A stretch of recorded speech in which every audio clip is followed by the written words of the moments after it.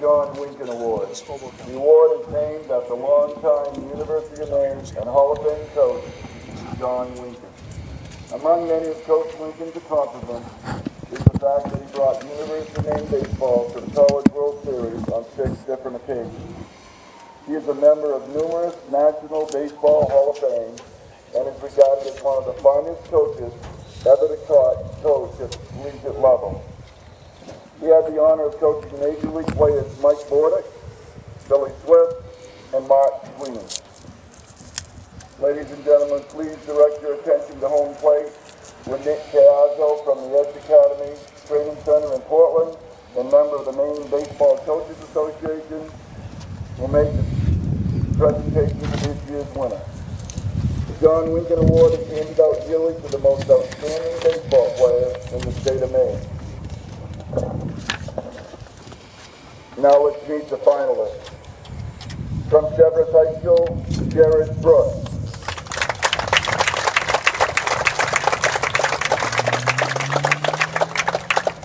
From Brewer High School, Alex Maximus.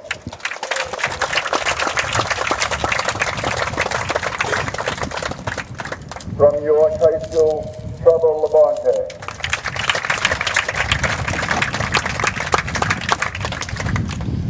From Falmouth High School, Cam Garino.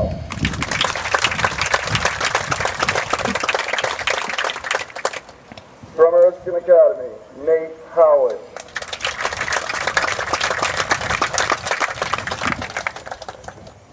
From Herman High School, Zach Nash.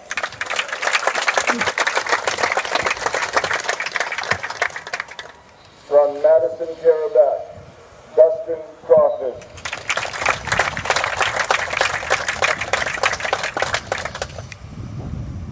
From Saucony Valley High School, Brandon Burnell.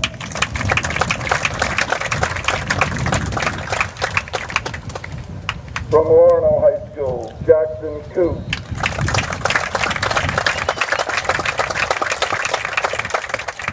And from Searsport High School, Garrett Grant.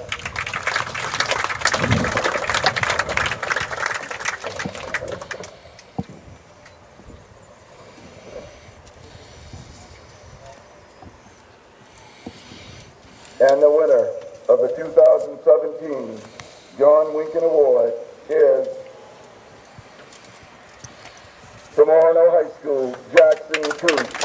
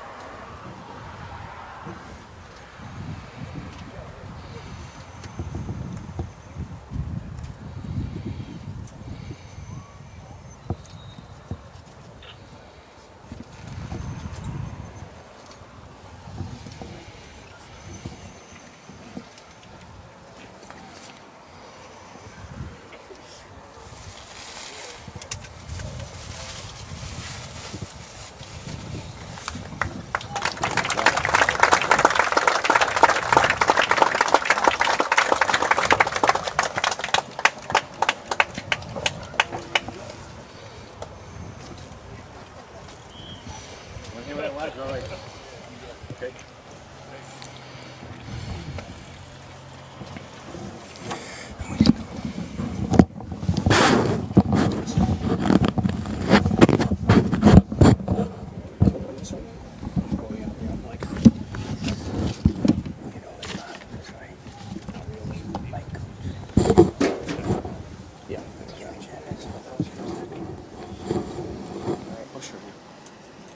See the hole. Okay. Perfect. All I do is need. Okay. Yeah. If these numbers start to be in the wrong spot, you can click right on the number and drag it. So it's go to the box. Okay, sure. Yeah.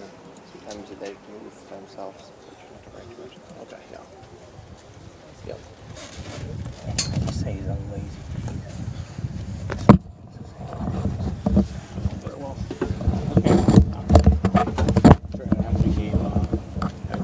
against Lisbon. Oh, he's a player. Go to Maine too, I think. If I recall, yeah. All these guys, well, the Armitage are going to Paris too. Both of them. One kid's going to Franklin Pierce. I got it all written down somewhere.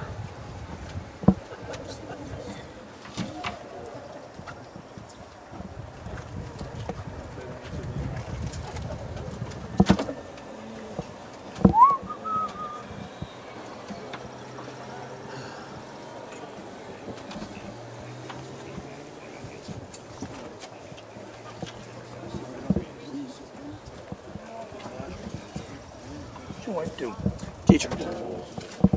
In Holland? Yeah, well, yeah, Hull Elementary. She's a second grade teacher. Nice. Always send a lot of responsibility for second grade teachers. Oh, yeah, Boy, if tons. they can't learn how to read, then it is wrong. Tons. Welcome to the 25th edition of the Maine Senior High School Baseball Game, known as the Larry K.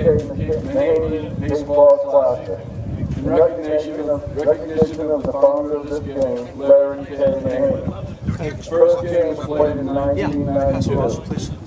Please welcome the coaches and players of the visiting South Class A B All-Star team.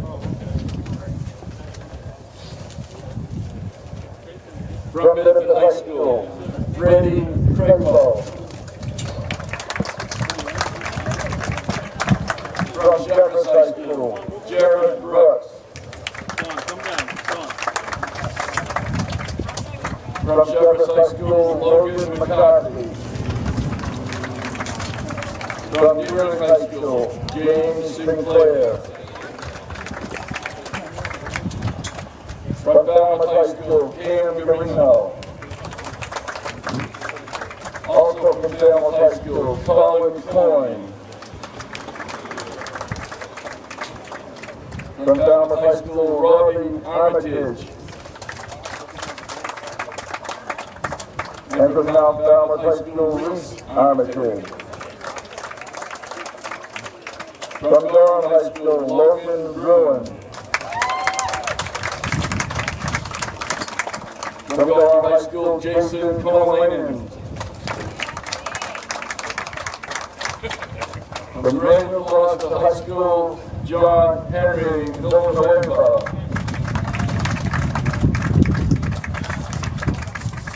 From Walton High School, James Note. From Thornton Academy, Evan Balzano. From Wyndham High School, Tim Greenlaw. From Yarmouth High School, Gibson Harnett. From Yarmouth High School, Chris Romano. From York High School, Trevor Labonte. From York High School, Chris Nielsen. And from Stanford High School, Frank Zeno. The South team is coached by Dearden High School, Josh Dole. And Stanford High School, Keith LeBlanc. There's souls in here. Now let's be North team Class A All-Stars. From Belfast High School, Zach Dyer. From Rural High School, Alex Maximic. From Rural High School, Jack Corey. From Camden Hills High School, Garrison Watt. Garrison Wood. From Edward Little High School, Damien St. Pierre. Which one side would have worn white? From Edward Little High School, Jared Norcross Floyd. From Erskine Academy, Nate Howard. From Foxcroft Academy, Chandler Rockwell. From Gardner High School, Hunter Chastain. From Hamden Academy, Casey Studbeck. Also from Hamden Academy, Alex McKinney.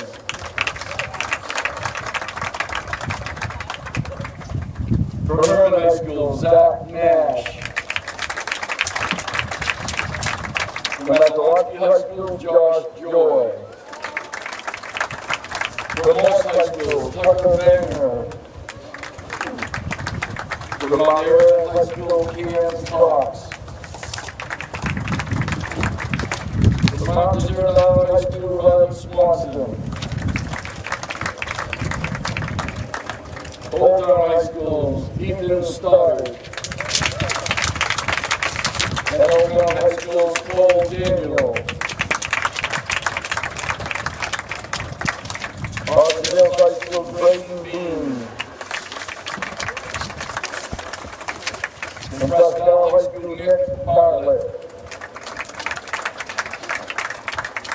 From Skowhegan High School, Brendan Curran.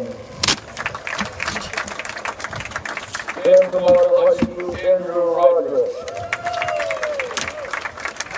The New York team is coached by Brad Goody of Old Town High School, Matt Kenny of Herman High School, Dana Corey of Rural High School, and Cameron Atchell of Old Town High School.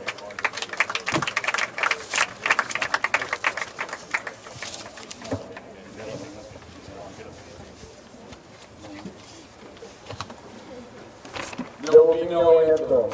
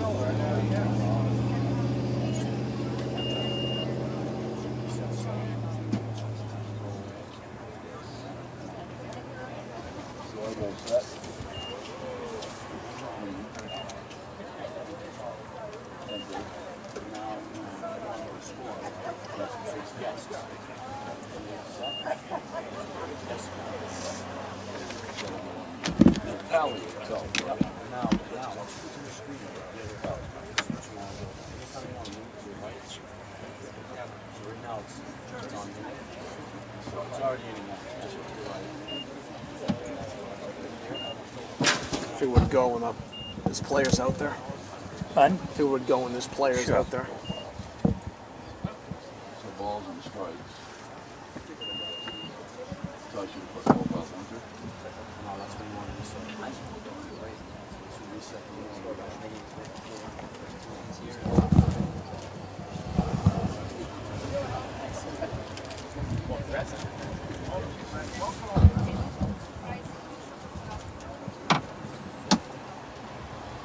Are you umpires? You know what? Haven't seen him. Well, it's supposed to be a 6:30 start, so maybe the umpires are still getting dressed. I'll keep that down until we need to, because we're not going to play without umpires.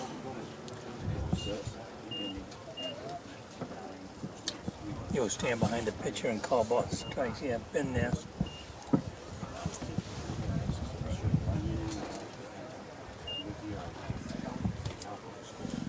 They umpired in the first game. I saw him take one off the Right below the pad, yeah. And they said he got one, hit him right off the top of the head. He doesn't wear a helmet. He just had a Yeah, because a lot of the umpires now are using the I like hockey the mask. I like the They're hockey nice. mask a lot. Yeah, big They time. can text down here so you don't get that one. And Yep. No, right when I stopped umpiring, they were starting to be more commonly used. I really liked them. I liked umpiring too. It just was I needed a season off, or at least a less active one. yeah. When I was the head baseball coach in Brewer, I did all the friggin' games, you know. Could never find umpires, and so I always jumped in. Kind of soured me on Yeah, it would. being an umpire. Plus, as a coach, I'm not sure as I liked officials much of it at all, no matter who they were. So. Yeah.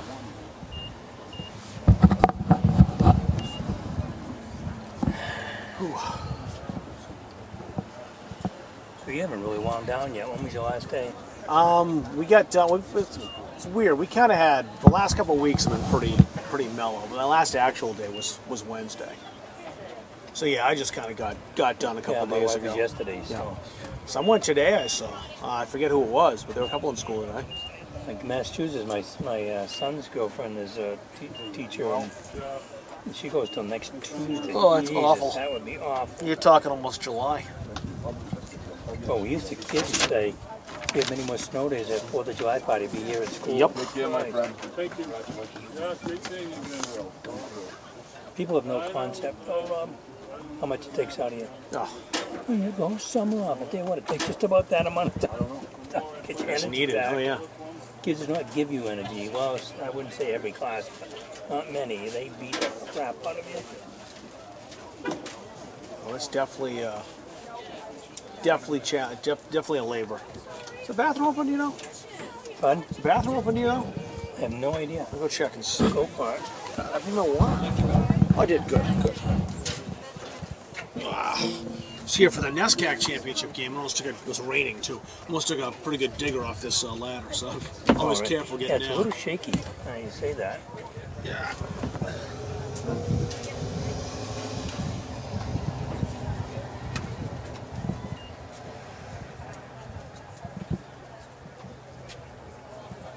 I can see one thing though. This does have to move out. Get up off the air, huh?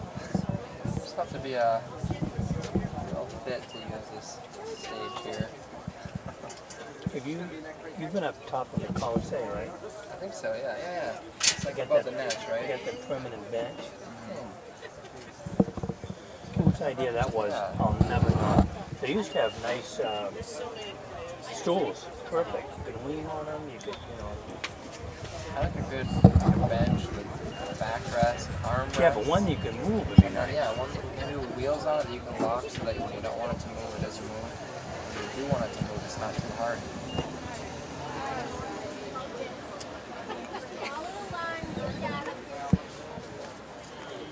Here comes Drew now. So we got about 15 or so minutes for any action now. I think you'll find you're not going to waste much time.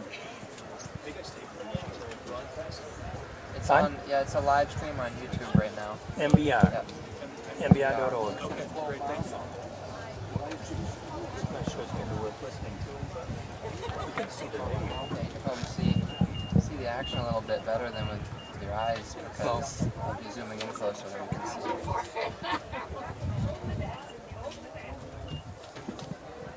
I'm still a bit new at recording baseball, so once in a while when there's action, like someone's running after the ball on the left side, but then someone's going to the bases and trying to pick who to record, I try to give favor to the guy who's about to catch the ball. I'm better at basketball.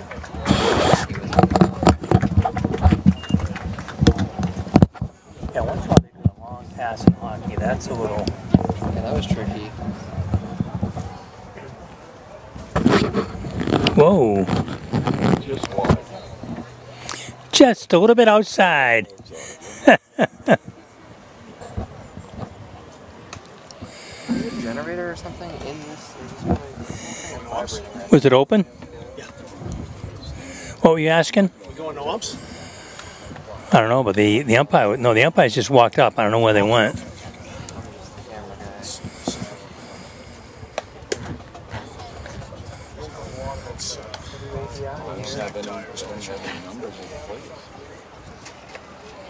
Did you see his first pitch?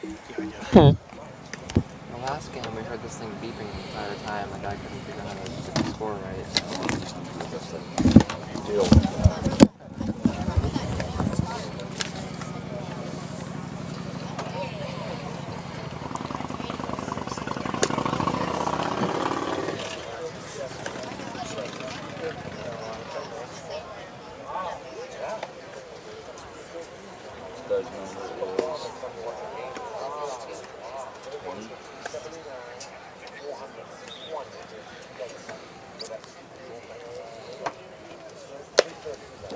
Ready?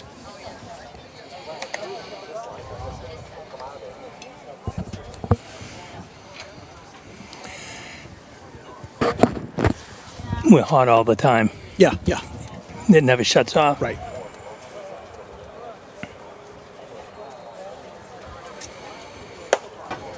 From the top of Mayflower Hill in Waterville, Maine, on the campus of Colby College, Spectrum Healthcare Partners presents the Game of the Week on MBR.org. Tonight, the Class A and B North and South All-Stars do battle here at Colby. I'm Rob Kennedy along with Dave Wing tonight, and always good to get these players one more chance to play a baseball game here in the state of Maine. Doesn't count for anything in the standings, but they always come out to try to win. It'll be a very competitive contest, and we'll have a chance to run down some of these players in this very talented roster on both sides. And it's a great. There's a great atmosphere. It's a turf field. It's a great place to watch the game. The field's in perfect condition. This is, if you're an athlete, this is as good as it gets right here. We're scheduled for a 6:30 start, but we're going to roll out as soon as possible. The umpires have just taken the field. The players have already been introduced, and the pitcher, Zach Dyer, who plays for the Belfast Lions, is out on the mound, all set to go. So we're not going to waste any time. We'll get right into it here at Colby tonight. A beautiful night for baseball, 74 degrees here on top of the hill. We've been told in the first game, one of the teams just batted everybody all the way down through and then just went back to the top. So we're not even keeping a book. So we'll see how this goes. We'll kind of see who comes up and who's in the field. Will change every inning. We know that Brady Crapo is coming up first. Crapo is a senior from Biddeford High School, and he'll take the first pitch from Dyer for a strike. Crapo, a three-sport athlete for the Tigers, played football and hockey as well as baseball. And remember, the second team All-SMAA conference. Big hook from Dyer upstairs. Just a little high. He's been going really from the set, even with nobody on. Must be his preferred style. We've seen a lot less full windup anymore in any level. A comfort thing for the pitchers, whatever they get used to, is that's outside as well. Dyer's Lions team just missed the Class B playoffs. He had an outstanding year, both pitching and at the plate. Several multi-hit games for George Ross, the longtime Lions coach. Been 36 years as Crapo follows that off. Been coaching longer than you've been alive almost. Almost. We'll say that a few years back, but 36 isn't quite might not have seen that anymore, right? Me anymore. Okay. Not sure anyone's been coaching 47 years in the state of Maine. Boy, what a beautiful beautiful day for it. I thought it was going to rain. 2-2 is outside to Crapo. Well, overthrowing just a little bit. He may be a little nervous. You know, these are the top players that are seniors. So here's the payoff from Dyer. And that's a walk. First man Crapo is aboard.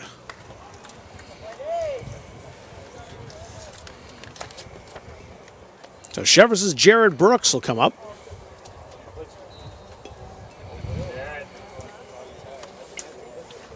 Brooks really known for his pitching, especially his battle his freshman year overcoming Tommy John surgery to come back and play, yes. And that delivery from Dyer catches the outside corner. A lot of black on that corner. Pretty generous. Thank you very much. Along. Well, it does keep the game moving. I've always said that. Joel Daniels, the Old Town catcher, setting up on the outside of the plate. Pretty open stance here. Ooh, and he's hit. Right between the 2 and the 1. And quickly 2 men aboard for the South.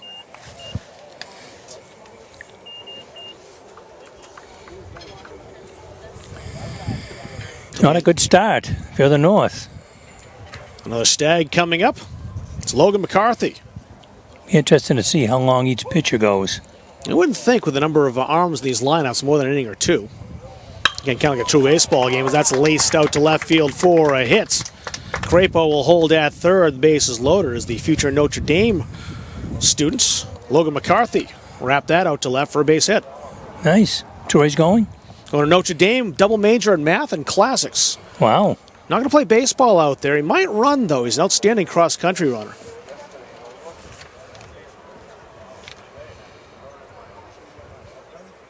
This is Deering's James Sinclair. Another guy who made the All-SMAA team as a pitcher. Nobody out, bases loaded.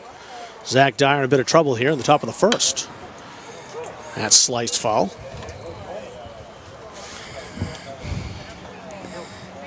So the sun now looks like it's in the third base, shortstop, left fielder's eyes.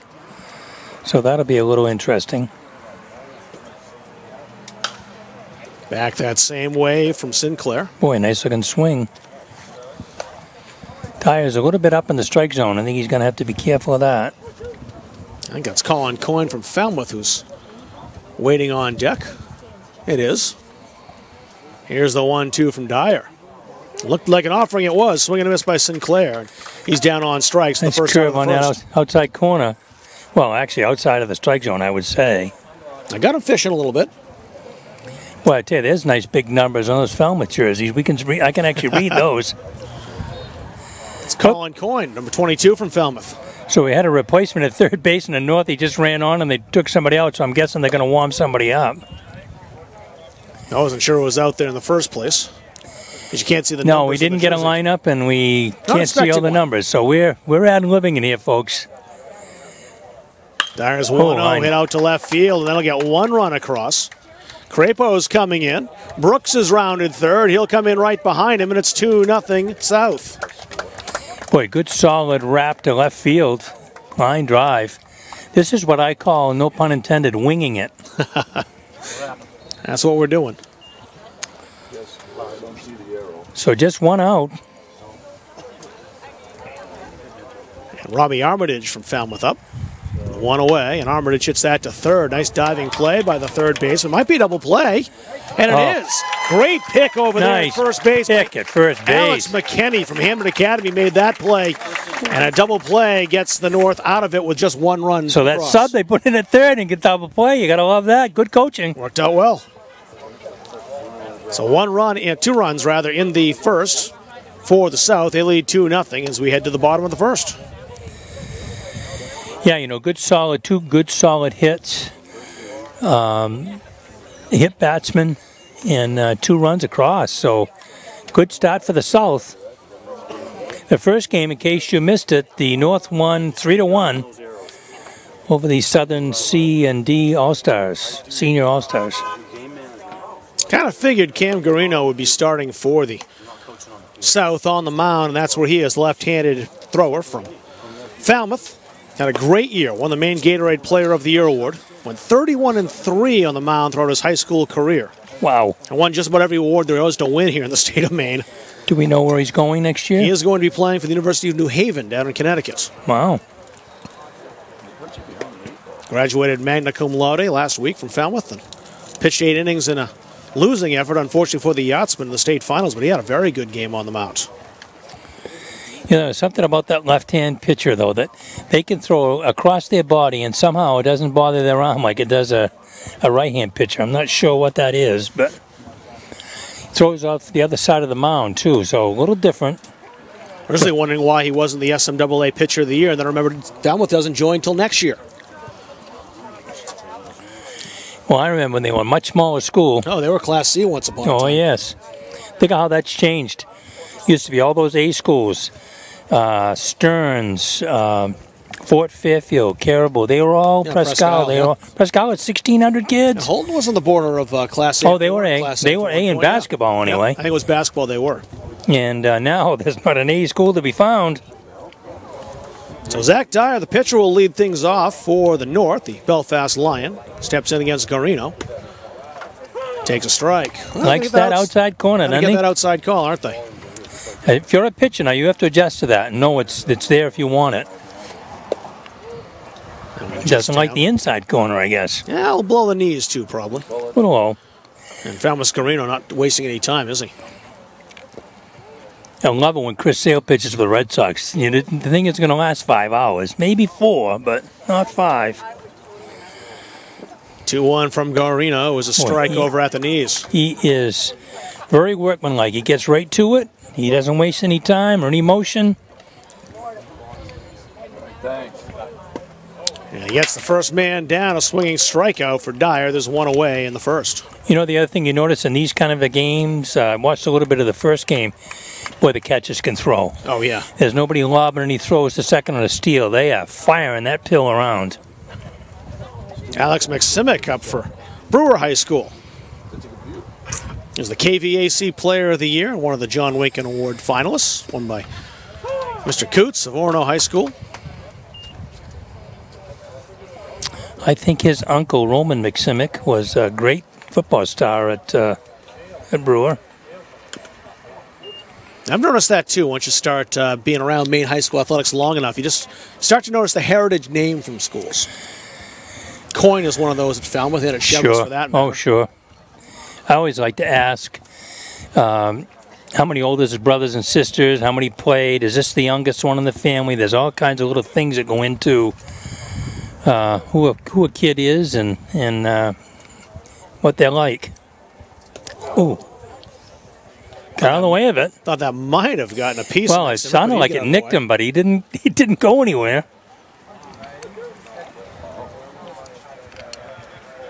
The 1-2 from Garino, and here it comes.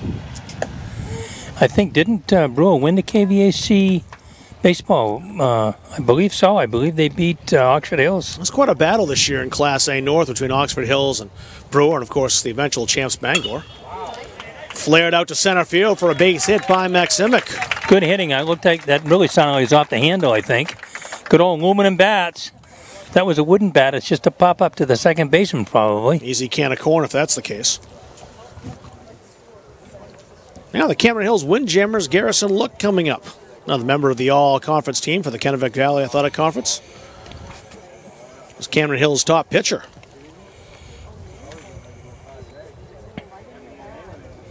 He takes a strike over the inside corner. McSimic at first, a little leery of Corino, the lefty on the hill. Boy, a little harder to steal, and he looks like he might have a good move. Although, oh, nice line. That's it to right center for a hit. McSimic heading to third. Oh. And a throw goes by second base, and very alert. Garrison looks, scampers there. I think he was going all the way, because I kept thinking if that goes to second, he's out. He took the brakes on and slowed down. He never did stop, but once the ball went by second base, he scampered to the bag, and the errant throw has a single in the extra base. You know, the one thing I was going to say is the pitcher, his right leg, before he throws to the plate, comes back. Once it went beyond that 45 degree mark, once he starts forward, if he throws to first, it's a balk. So, yeah, you watch. I bet Dana Corey's coaching first over there. They may start to run on him. Jason Kumalainen behind the plate, the Gorham Ram catcher, out quickly to talk to Garino. It's a tying run on second base. And Edward Littles, Damian St. Pierre at the plates. Lefty against lefty.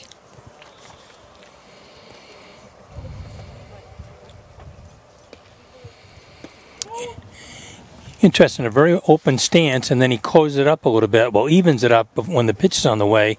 It may be that he's left-eye dominant and wants to make sure he's got an open stance to see the ball as long as he can. Stay on the infield. One run will come home, though, as crossing the plate, McSimic, and it's 2-1. Good baseball. Make contact and get a run in. Chris Romano over at second base, the Yarmouth Clipper, making the play.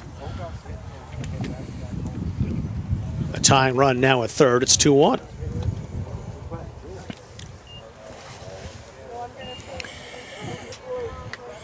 Another EL. Yes, this is Jared Norcross-Plord coming up for the Eddies for the North. Norcross-Plord, you've heard his name quite a bit if you follow Maine High School athletics. Outstanding baseball and basketball player. All conference of the KVAC. Played soccer for the Eddies as well, and he'll play baseball next year at the University of Hartford down in Connecticut. Oh, we got a New Haven and a Hartford, and Now, I was one of those two might cross paths. Bet they play each other. Here's the delivery. Right back to the pitcher, Garino. Make the play, and that retires the side. The North does put one across, though, after one full here in Waterville, 2-1, the South in front. This is the Spectrum Healthcare Partners Game of the Week at MBR.org. Find out more at SpectrumHCP.com. We'll see what kind of changes we have for the second inning. And we will have a pitching change right off the bat, as we feel we might have a new pitcher every single inning. It looked that way and when I was in the dugout. Jack Corey, I think that is. It's a Brewer uniform, and that is Mr. Corey. His dad was as good an athlete as they've had at Brewer. He was the quarterback and basketball player and baseball player. His dad and his uncle both coached Little League Baseball for at least 100 years each. Pretty sure. Anybody that played Little League Baseball, including my brother, I didn't go to Brewer until I got to high school, but my brother did, and Slip Corey coached Little League Baseball. Seriously, I'm talking 50 years. I don't care. And so they come by that naturally. Dana Corey, his dad, the current head coach at Brewer High School. He's one of the North's coaches here today. And they won the Class A Sportsmanship Award for Northern Maine, which is a nice honor, you know. In spite of having a KVAC championship team, they also did a nice job in all the other aspects of the game. So it's Reese Armitage to lead things off here in the second. Falmouth High School player, headed to Marist next year. The two, are they brothers? They are. And they're both heading to Marist, too, so they'll go to high school together and college. That's a really nice school up in northern New York. It really is. That was on Long Island, isn't it? I don't believe so. He's going to prove me wrong. Oh, look it up. I hate to say this. I go to Longhorns way too much. And the regional manager that comes in to check on things, his daughter went to Marist last year, and I asked him. And he said it's in upstate New York. It was a Jesuit school at one time, and because I could be proven wrong. Well, it's not in Long Island. It's in Poughkeepsie, so it's a little upstate. Poughkeepsie's up there. You're more right than I am. Poughkeepsie's about an hour or so north of George Platter, who was played with me at Maine in football, was from Poughkeepsie. The only reason I knew it had to be somewhat close to New York is that's hit to right field, and that might get over the head of the right fielder. It doesn't, though. Wow, what Check a nice... who that was out there in right field. That was Skowhegan's. I was going to say, that's the kid from Skowhegan. That's what it looks like. It was indeed Brendan Curran out there. Wow, Curran that on was... his horse to make that catch and take a hit away from I think it surprised him a little bit. It carried more than he thought it was going to, and boy, he ran it down.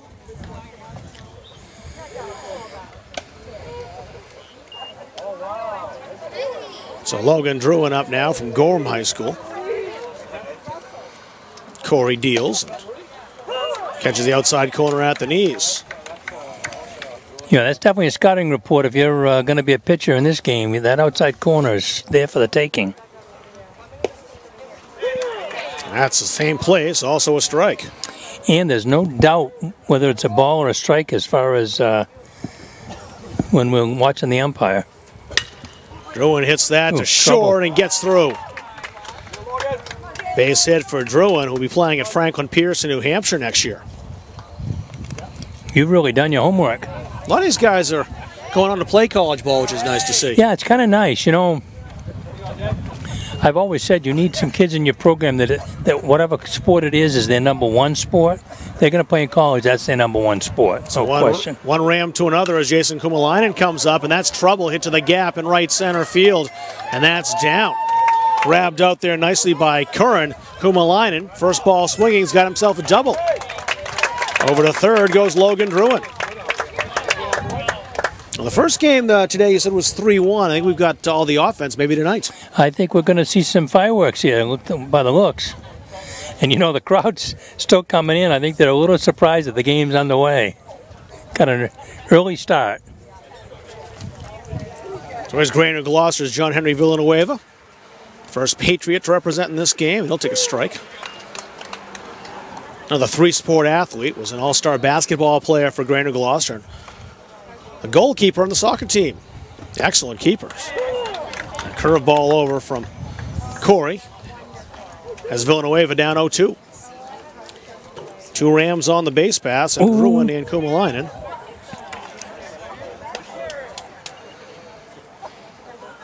Can't believe it missed him. Yeah, I don't know how that missed him. I seriously, I thought, ooh, that hurt. No, didn't hit him. Just got out of the way. Here's the 1-2. A swing and a miss. And Villanueva's down. There's 2 away. That was a semi-brushback pitch, I guess. Drove him back and then outside corner.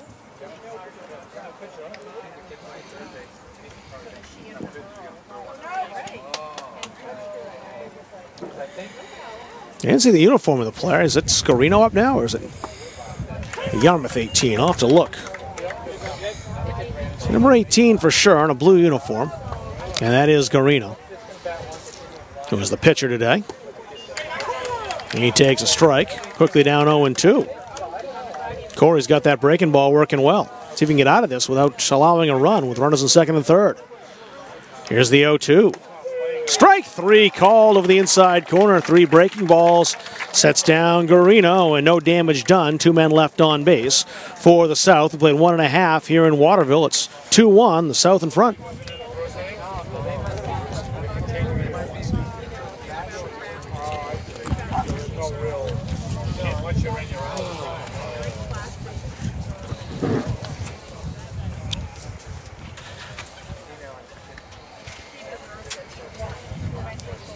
Let's see what changes we have in store for us here as we head to the bottom of the second. New pitcher. And we figured that would be the case. And it's a Gorham Ram coming out. Logan Druin, I believe, and it is.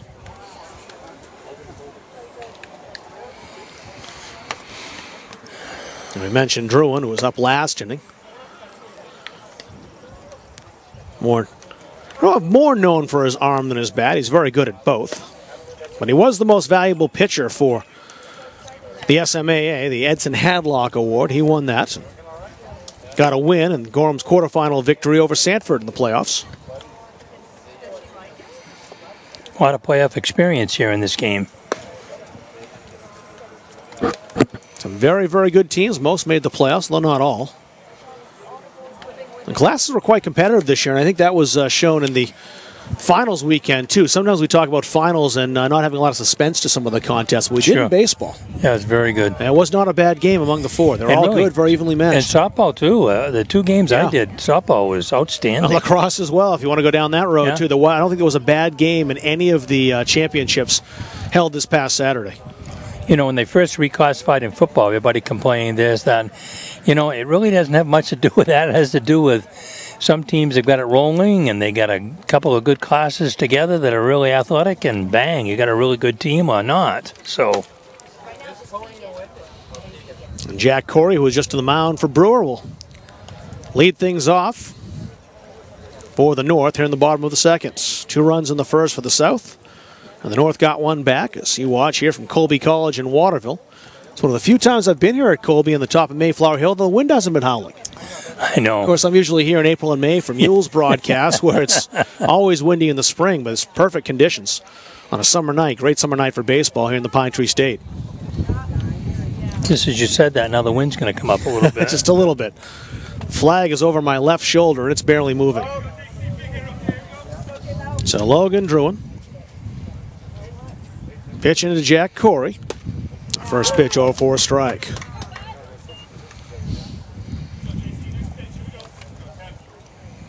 Kumalainen behind the plates. So the battery made up of Gorham Rams. That one is outside. Mentioned the umpire is giving that outside corner, but not that far out.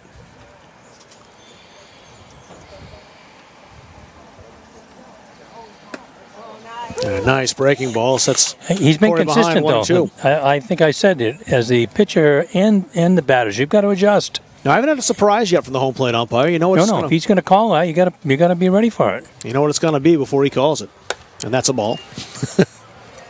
It's interesting. As I've told you before I was a high school principal, I used to be a coach, but I never coached my kid in that. He was younger. So by the time he was in high school, I was doing other things. Coached him in youth sports, but it must be interesting when you coach your kid in a high school level. You know, we're seeing a lot of that now where the coach comes in just when his kid's there. You know, that's different. Ball 4 from Druin to Corey, so Corey on with a leadoff walk.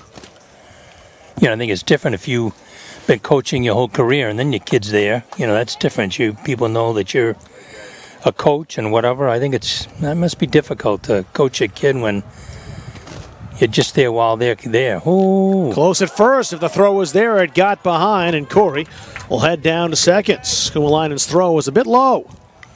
The first baseman couldn't handle it.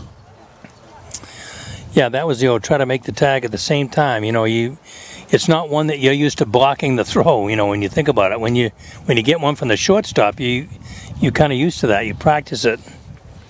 Tim Greenlaw from Wyndham over there at first base tried to snag it off the artificial dirt. That's over the inside corner for a strike. Batter is Nate Howard from Erskine Academy. The Eagles got to the regional finals this year.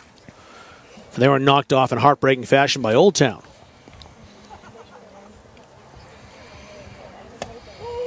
And that one just missed. It's 1-2. Howard was a Mr. Baseball finalist, semifinals for the Winkin Award. An all-conference player in the KVAC. And he's down on strikes. So that's on the outside corner for strike 3. There's one away. Well, we'll say it was. You're keeping a straight face when you say the outside corner, because I'll tell you what, I am right behind the catcher. Yeah, that's what the umpire says. I'm just a broadcaster. No, that's call correct. What I see. Yeah, the umpire's official. If he says the outside corner, then darn it, coach, it's the outside corner. But yes, there must be a lot of black on that plate. A lot of black.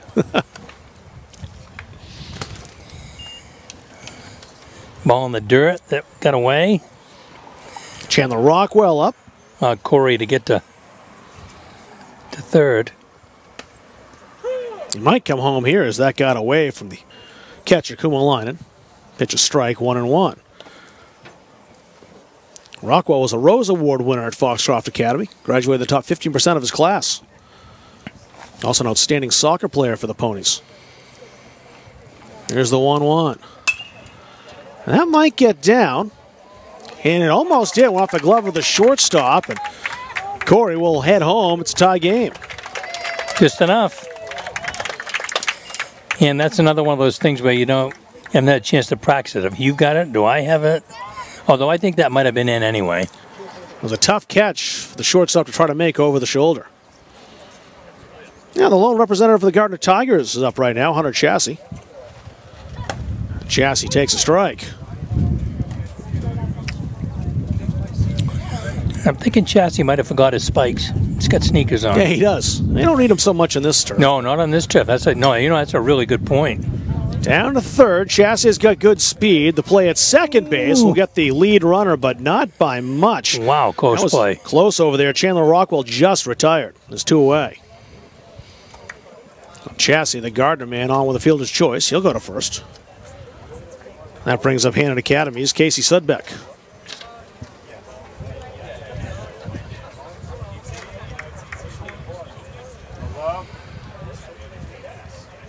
Two away in a 2-2 game here in the second. Sudbeck to left field. The left fielder out there didn't get the best jump on it at first, but did recover to make the catch, and that retires the side. 2 full played here at Colby, and we have a 2-2 score.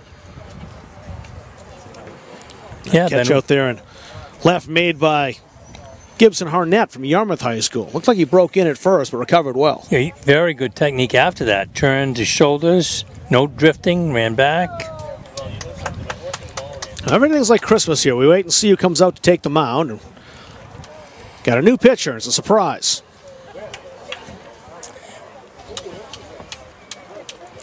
So we have to wait to catch the front of the jersey and then the number. That's Cameron Hills, Garrison Look.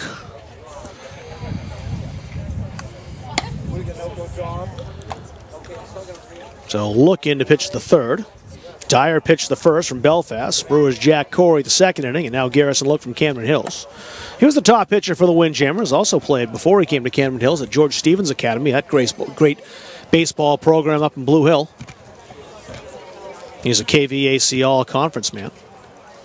And he's set to pitch the third inning. You can follow MBR Maine on Twitter for all the latest Maine sports update at MBR Maine. Give him a follow. I'll keep you up to date with all the sports, especially when things pick back up in August and September for the fall sports season, which will, sad as it makes me to say as a teacher, be here before we know it. It's incredible how fast it comes. My wife used to say when I coached football, stop wishing away the summer. Yeah, right. Well, it's amazing how fast it goes between now and the Lobster Bowl. The Lobster Bowl is kind of the de facto end and start of football season. Yes. And then when that happens, just a couple of weeks, I think 3 weeks away, they'll be playing the Lobster Bowl down at Hill Stadium at Thornton Academy this year for the first time since the original Lobster Bowl. I think they played the first one in Saco, and it's been in Biddeford for the most part ever since. Beautiful spot, though, Thornton Academy. They've got a great stadium there, and Biddeford's been a good spot for that game also, though. Well, speaking of which, we'll segue right into Thornton Academy's Evan Balzano. He'll lead things off, Thornton Academy Trojan. I saw them play early in the season in football, and I said, there's our state champion. They won't be beaten, and by golly, they were. Balzano swings the first pitch, and that will just get out of play on the third base side. I like this nice high net, by the way. You know, it's really up there. It protects all the fans. It's easy to take down. I think it's even hard to hit a car in this place, no matter where you park, which is good for all the spectators. We do have quite a few here on this beautiful night. Balzano was the SMAA batting champion at .471 this past year. Looks breaking ball down to shortstop. That's handled at short, and the throw over to first, making the play over at shortstop, I believe, is Oxford Hills, Cole Daniels. No, I take that back. That's an Old Town player, I think.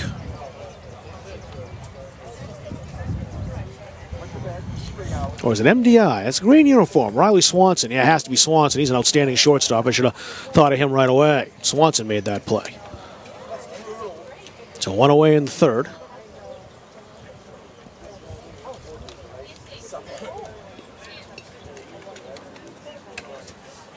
Tim Greenlaw up now from Wyndham.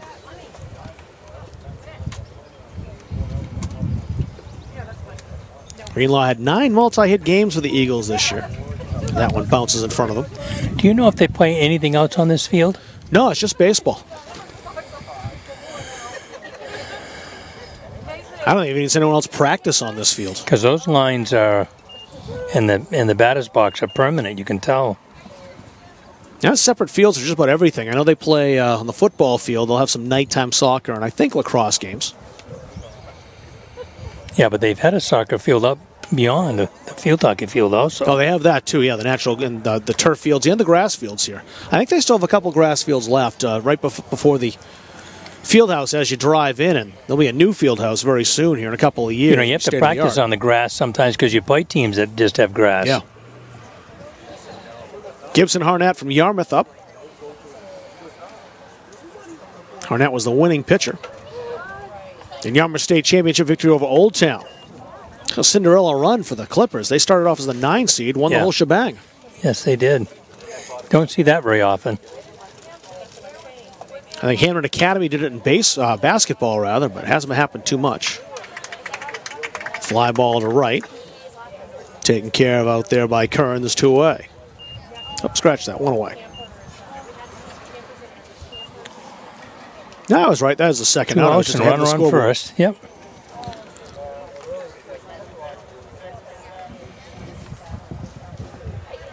And another Clipper up, Chris Romano. Romano mostly known as a shortstop for Yarmouth. Takes strike 1 to the knees.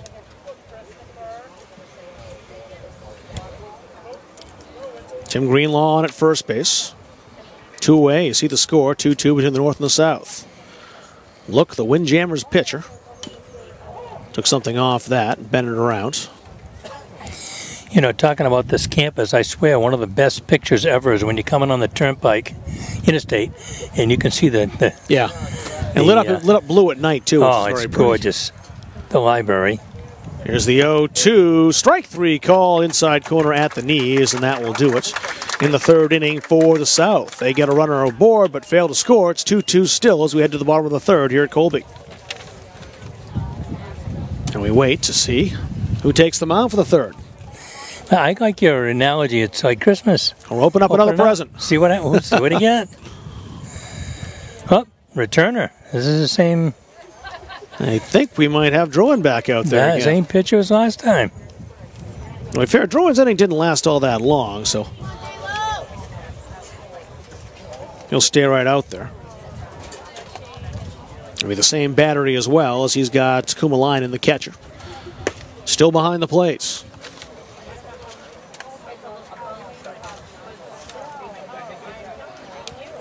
I know there have been some changes. I see new colors out there, but it's hard to keep up exactly who's where. I think Frank Vino's over at second base, though. I think it's a Sanford shirt I see. Frank wasn't listed on the original roster. No. I'm surprised not to see him, though, as a very good player in both baseball and football. He's the quarterback for the Sanford Spartans this year. I did a game down there this year. That was a good team, too, that flew under the radar. Yeah, they did. And if you look at their record, you wouldn't think they were that impressive, but their losses were to teams like Scarborough and Thornton Academy, and Scarborough especially played very close. I did the game against DL, and they came back and won it at the end, and he really was the difference. They were a fun team to watch. Alex McKinney, a Bronco from Hamden Academy, will start things off for the North in the bottom of the third. Now the future Black Bear, he's heading to Maine next year. Big kid. McKinney, an outstanding pitcher. Drew, I don't see how he starts things off here in the third. Inside for a ball. McKinney, you mentioned his pitching was brilliant. The 2-0 quarterfinal loss to Bangor. He allowed just 3 hits, struck out 10, and 2 runs he did give up were both unearned. It's quite a battle in Class A North, actually South as well, but Class A North in the playoffs. You really kind of looked at that going in. Any number of 4 or 5 teams could have won that. Yeah, it turned out same old, same old. Meet the new boss, same as the old boss, the Bangor Rams. And they came in number 4. Whew. It's golfed out to center field, and there's one away. It's always interesting. Always kids signed up to go to different schools and whatever. It'd be interesting to see how many of them actually play. You know, I remember going to Maine thinking I was going to play both football and baseball, and I played shortstop in high school, and I looked at the shortstops. I'm 5'8" on a good day. They were 6'3", and they could throw the leather, and they could hit. It was like, uh-oh, this is trouble. Well, Zach Nash up from Herman High School, the Hawks. Player of the Year in the Penobscot Valley Conference. Takes a ball inside. Nash got the opportunity last year to play in the Senior League World Series. Last time it was held in Bangor for the Bronco Herman team. Did pretty well, too, as they got to the semifinals, I believe. Down to shorts. There's 2 away. You know, we've seen good fielding, besides decent hitting, timely. Just 1 error so far. I think that's John Henry Villanueva down there at short. I think it's a gray New Gloucester uniform. It's the right color anyway. And the right number 10. Sounds about right. Mind you, folks, we're guessing quite a bit of the time here. Now as we mentioned at the beginning of the game, they're switching players in and out, and it's not a conventional game as far as a lineup of 9. Mesalonsky's Josh Joy at the plate right now. We know if the kid's willing to come and spend the time, whatever you got to get, you got to make sure they play. This is not about who wins this game. It's about giving him an opportunity to play one more time and play with some really good players. Joy's got to hit right field. At least he might. They're going to play perhaps at first, but I think if the first baseman had turned, they might have had a play. They might have thought about that. But Joy on with a hit.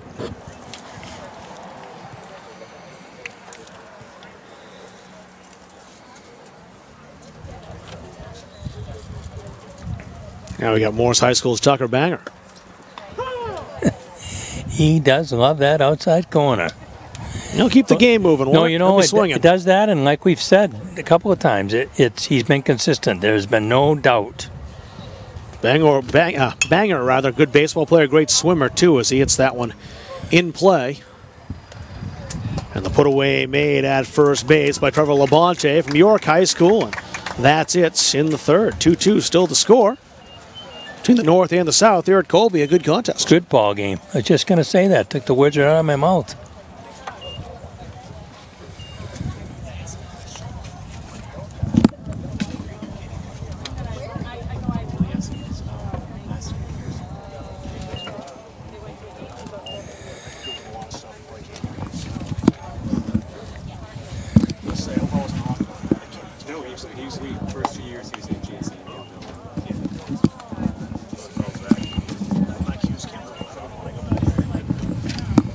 Wasn't sure, maybe we were getting heck there. What did he say?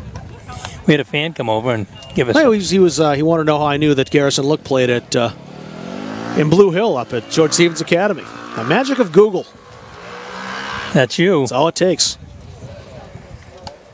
And Damien St. Pierre is on the mound. St. Pierre from Edward Little High School.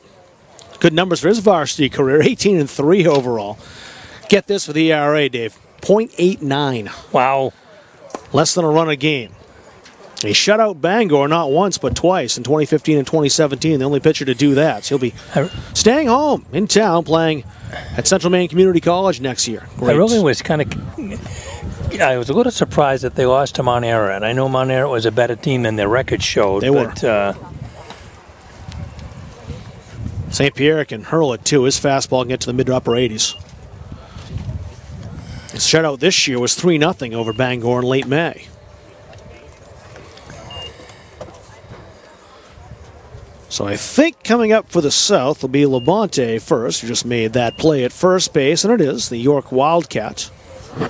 Tall. Pretty tall kid. I think he's listed at 6'4". Labonte is the Class B South Player of the Year. Oh. We talk about excellent pitchers. Labonte's got some great numbers, too. If he gets up on the hill, we'll see if he did. Impressive batter, .413 was his batting average this past year, and takes a strike from St. Pierre.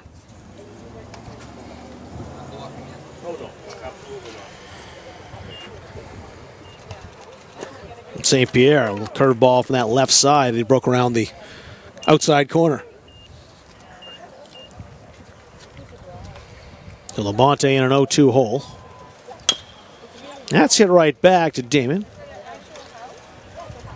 He'll make the play, one away. Cool as a cucumber, took his time. Nice spin. So he's spinning to his glove, so his hand is right there to throw it over. Nice looking play. Hunter Chassé from Gardner's the first baseman this inning. And Damien will talk about it with his catcher. You know, another school, when you talk about how schools have dropped in enrollment, think of how much smaller Gardner is compared to the old days. Oh, yeah, it really has changed. It's 2 Wildcats in a row. Chris Nielsen up. Nielsen also from York High School, an offensive leader. This could be trouble. Hit softly to third base. Oh. Play made. A nice attempt by Hamden Academy's Alex McKenney. Nice idea to try to barehand it. He just didn't have a chance, or really too slow. And Nielsen had too much speed to get down that line, so he's on with an infield hits. With 1 out here in the bottom of the third. Those slowly hit balls like that, boy, that is so tough. Sanford's Frank Vino up and takes ball 1. We haven't seen a lot of base stealing today. I think people know that the catchers can all throw, and of course another lefty on the mound. There aren't any weak links, especially when you've got a lefty in, as we've seen 3 today.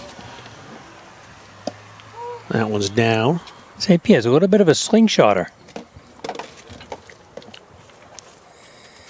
You never know what lefties. They have some crazy motions. Swing and a miss from Vino. Boy, he's very effective. That's Cam Cox from Mount Ararat behind the plate this inning.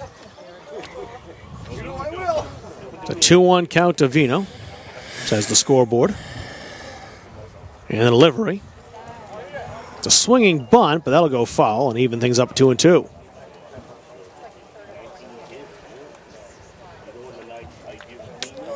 Zach Dyer's out at second base. You know, I didn't go and look. I get a feel for it around the edges and whatever. Wonder what that's like to slide on. You know, it looks like it's. Well, between innings, why don't you go find out? Really, we should run down there. Want me to slide? I'll make sure the camera's running if you do it. Yeah, boy, that's bad. That would be bad. What are you laughing about? Tyler's laughing at us. Vino down swinging, and it's 2 away. He's on the camera. You would like to see me try to slide out there, wouldn't you, at second?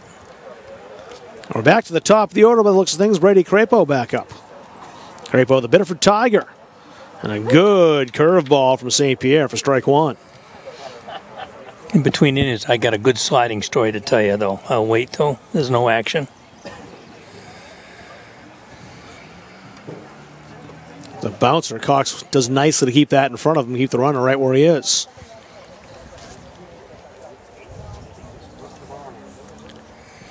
It's Chris Nielsen over at first base. A 1-1. Just missed off the plate to Crapo. Doesn't like the outside corner on the left-hand batters. It's only the right corner of the plate as we look at it from behind the umpire. It's a 2-1 pitch. That's down low. They were talking on the broadcast last night, night before with Remy, talking about when the American League umpires had the big, bulky pad in front, whatever you call it. I've used one of those before. They're cumbersome. Oh, it's awful. 3-1, and Crapo helped out St. Pierre a bit there with that swing. And how they went directly behind the catcher. So they got the outside corners pretty well, but they didn't get anything low. And, of course, the National League style, which they all use now, which is this umpire is doing. Runner going, that's hit to second. Great play at second base for the out. Zach Dyer, full extension. The Belfast Lion makes the play, and that retires the side with no damage done. 3 innings played here in Waterville. It's 2-2. Play of the game right there so far. So far, that's been the web gem.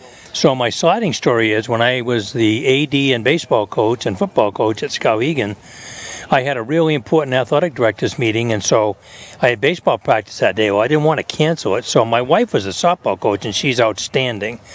So she said, well, David, I can take it for you. She said, let me have the practice schedule. So the big item that day was taking leads and sliding, whatever. So originally what we did was we put a blanket down and we slid and whatever. And so anyway, to make a long story short, when I got home, I said to her, how to practice go? She says, well, it was all right. And I go, what? She goes, well, it was okay. She said, just one little mishap. I said, what happened? She said, well, Andre Violet, that was my captain, had a problem. I said, what was the problem? She said, well, head first slides. And I said, yeah. She says, well, he slid too late and he kind of missed part of the blanket. And when he put his hands out, he came to a screeching halt that's like, sliding out on a floor. And so it jerked him forward, broke his 2 front teeth off. Oh, jeez. I said, what? Maybe we don't want you out there practicing. What? After a story like that. Holy smokes. Broke his 2 front teeth off? She goes, yeah. She said, I called his mother right away, and she said, don't worry about it. I've heard of wrist injuries and shoulder injuries, but never someone going to the dentist after sliding practice. Can you imagine that? She said, no, I'll take him in. We'll take him in the morning. Maybe, I don't know. They were able to fix it. Unbelievable. We didn't even miss a game. Yeah. Just a little bit of a problem, she said. And I said, okay. And we were talking a little while ago about wishing summer away, September 1st, right around the corner. MBR.org will be back with a full season of high school football brought to you by Spectrum Healthcare Partners. They'll also bring you this game. Today is MBR.org Game of the Week from Mayflower Hill in Waterville, Maine. Colby College, one of the nicest fields to see, broadcast, or play a baseball game here in the state of Maine. I think Maddie's got a pretty aggressive schedule going this fall with football games. I would think so. I think looking at the Lewiston, Auburn, and vicinity, you're going to see some pretty good teams as well. As Lewiston's going to be better than they have been. Edward Little has continued to improve, so should be a good year. And, of course, the new scheduling scheme and high school football might make for some more competitive matchups. Jared Brooks is on the hill. He's a Chevrolet Stag, and he's out there to pitch the bottom of the 4th. And he'll face Cam Cox of Mount Ararat. Brooks, quite a story. His first team SMAA overcame Tommy John surgery his freshman year. That's sliced. The bullpen over. That's just incredible, isn't it? Tommy John surgery. They have that as a freshman when you're still kind of growing and developing in the first place, and then to what to do with a tendon, because you're going to get bigger. I mean, he's a pretty big kid. He's a very big kid, yeah. He's also playing college ball at Stonehill College down in Massachusetts next year. He had 3 one-hitters this year, including a 6-1 win in the Class A South quarterfinals. That was against South Portland. He had a no-hitter going in that game into the 6th, then had a miscommunication with one of his fielders. He said, yeah, my fault. I cost myself my own no-hitter. Here's the 1-1, and just off the plate. Best efforts by Logan McCarthy, the Chevrolet catcher, to try to frame the pitch. So overthrowing his curveball just a little bit. Cox swings and misses. So he's not getting the break on it he wants, but, it's always tough when you jump in. Cox is an outstanding golfer, too. He was 19th in the New England's last year. Really? Wow. Also a member of the KVAC All-Academic team. And he'll face a 3-2 pitch. Yeah, I saw his golf scores. He was pretty commonly in the 70s and 80s. Most of these kids are pretty good all-around athletes. That time, though, Brooks got him. There's one away. You know, I always wanted kids to play more than one sport. I think it keeps them competitive and keeps them athletic and use different muscle groups. Now from MDI, Riley Swanson, an outstanding infielder. Plays for the MDI Trojans, as I mentioned, first team in the Penobscot Valley Conference. Brooks comes inside to him, lefty against lefty, ball one. It was such a long trip to go down there and play football and vice versa. When they came up, we always had a big cookout for them afterwards, so they didn't have to stop on the way back. It's fouled away. Brooks hit that fastball at 84 miles an hour. All right, you got a little looking over the shoulder of a radar gun over to my left. Right on top of I this. didn't just make that up. I could have. Here's the 1-1. Over at the knees to Swanson, 1-2. You know, the nice thing about high school baseball, there's not a lot of conferences. The pitchers get the ball and they pitch and it moves right along. On a beautiful night like this, it's just paradise to be out here. Hit to center field. There's two away. A little bit of a late break on it, but you're watching a major league game. It's like, boy, I love baseball, but it's like paint drying. They got to get out, fix their batting gloves every single pitch. The catcher has to go out at least twice an inning to talk to the pitcher. The manager comes out. It's painful. Chris Nielsen made that play out in center field for York High School for the South. There's two away. Nice pitch there. Just got that black on the corner. It's Ethan Stoddard from Old Town. And there's some more black on the outside corner. Now where the corner's been all afternoon or evening as we are now. No, like I said, hey, it's been consistent. If I were in the dugout, I'd be yelling at him, but that's all right. Here's Brooks, the 0-2, and that's downstairs. Stoddard, another PVC first team member. And it wouldn't be the first umpire I ever yelled at, I'm pretty sure. Oh, that's shocking.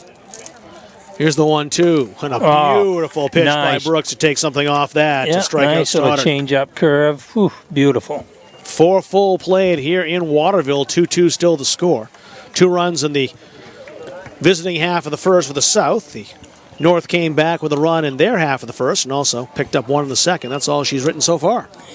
I'm kind of a little disappointed that Maddie didn't stay and get us a couple hamburgers, hot dogs, or bring soda, or juice or something for us. You would have had to do delivery here. I'm not sure there's concessions. Yeah, I don't see concessions, but, you know, we could have run downtown. You know, there's a lot of options here in Waterville. Oh, great college town. We have one Edward Little pitcher giving way to another as Damien St. Pierre pitched the last inning for the North. This inning will be his teammate Jared Norcross-Plord.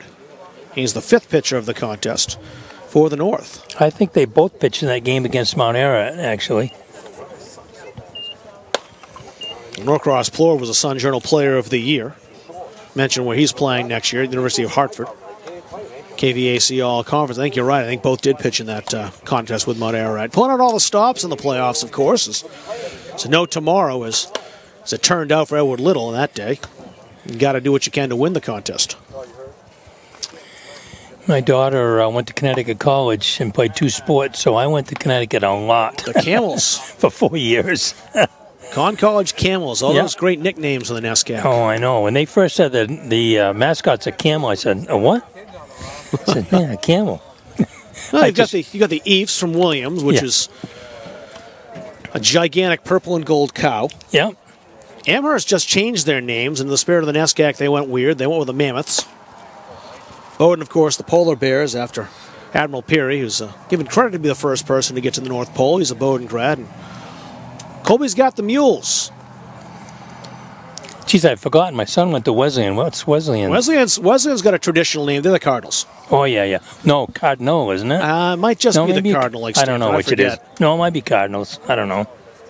Trinity Bantams as well, another another crazy one. Mascot. I like that one, though. The tiny rooster and the boxing stance they have for the logo. Jared Brooks will lead off, the Chevrolet Stag. He was just on the hill for the South. He'll start things off in the batter's box against Norcross-Plord. And Jared's got a strike. Jared against Jared. You know, now that you named them off, those are some pretty crazy names, aren't they? The other ones are normal. Middlebury's got the Panthers, Bates the Bobcats. Everyone else is quite unique. Now, Hamilton joined for some sports. I can't remember what their mascot is. They're the Continentals. Oh, yeah, there's another one that's a little... I think they have the same logo as the Alexander Hamilton picture on the $10 bill. There's one NESCAC player, and no on the roster, and that's Colin Coyne. He's going to go to Bates next year. He's playing for the South, one of the Falmouth Yachtsmen. And that's a little flare out to right, and a long run for the second baseman. It's a hit. Leadoff single for Jared Brooks. Great effort out there by Braden Bean from Oxford Hills, but the Viking man just couldn't catch up to it. You know, we've seen good pitching. We haven't really seen some good crack on a couple base hits since that very first top of the first inning. We saw 2 good hits. No one's approached the fence out there in the symmetrical field. 380 to center field, 367 to the power alleys, and 330 down the line. So here's Logan McCarthy, also from Cheverus High School. His teammates, Brooks on first. McCarthy hits into the hole. Bean, a dive, was just out of his reach. And both Cheverus Stags have hits to start off the 4th inning. That's where the word seeing eye hit came from. That was right, perfectly placed. Couldn't have made it any better. Actually, we're in the top of the 5th, I think. The 0 hasn't been put up on the board for the North in the 4th. South batting, they're the visiting team. The first 2 men aboard here in the 5th. A strike. In on Deering's James Sinclair. Boy, what a beautiful day for a game. Norcross Plore, the EL pitcher, winds and deals.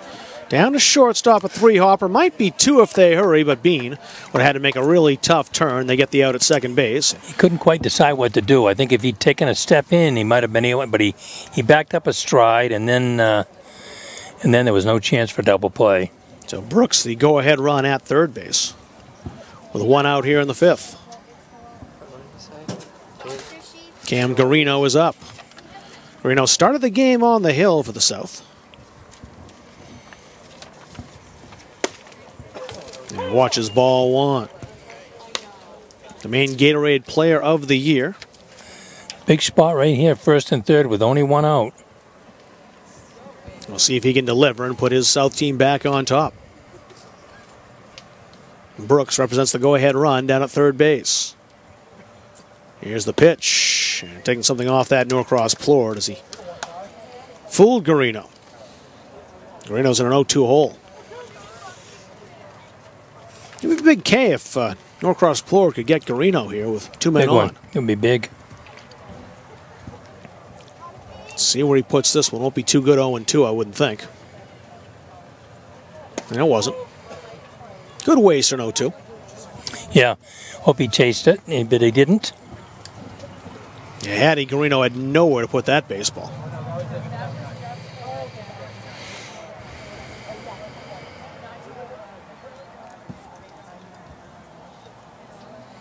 One-two's on the way.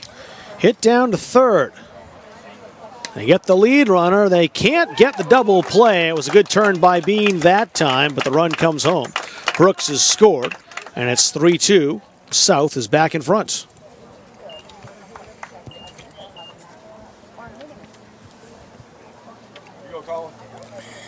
Tough to go all the way around the horn. Especially in a ball that wasn't hit very hard. No, it was not hard hit at all. I mentioned Colin Coyne going to Bates College next year. He's up now, the Falmouth Yachtsman player. Also played in Falmouth's 2016 basketball state championship team that knocked off Oceanside. Now, you know, going back to Con College, they don't play baseball or softball. Don't have teams. Well, it's funny how that works sometimes, as Bates doesn't have hockey, for example. Yeah, they got a rink. No team, no. No, and they could play down at the Coliseum if they wanted to as well. But no team. So that's a strike. 1 run home for the South here in their half of the 5th. They've got the scoreboard correct. It's 3-2. Our scoreboard, as you see, is correct as well. Nice to see you right on top of it. The 0-2 to Coyne. Up the middle. Norcross Plord has that. It makes easy work of the Falmouth man. 1 run across in the visiting half of the 5th inning. We're halfway through here at Colby. A good tight baseball game. 3-2 the score after 4.5. Great ball game. Spectrum Healthcare Partners Game of the Week. It's right here on MBR.org. They're bringing you this game from Waterville tonight. You can find out more at SpectrumHCP.com. Can you imagine if we were trying to keep a scorebook? The guys have pitched, now they're going to right field, left field. I bet. I'm going to look real quickly how many spots I have. We'd be crazy trying to. Only the 17. I think there's more players than that, so I'm not sure I could have even kept up with the number of players as far as who's batting. I'm not sure what they're doing in the batting order. Whoops, something just blew paper. I don't know where it went.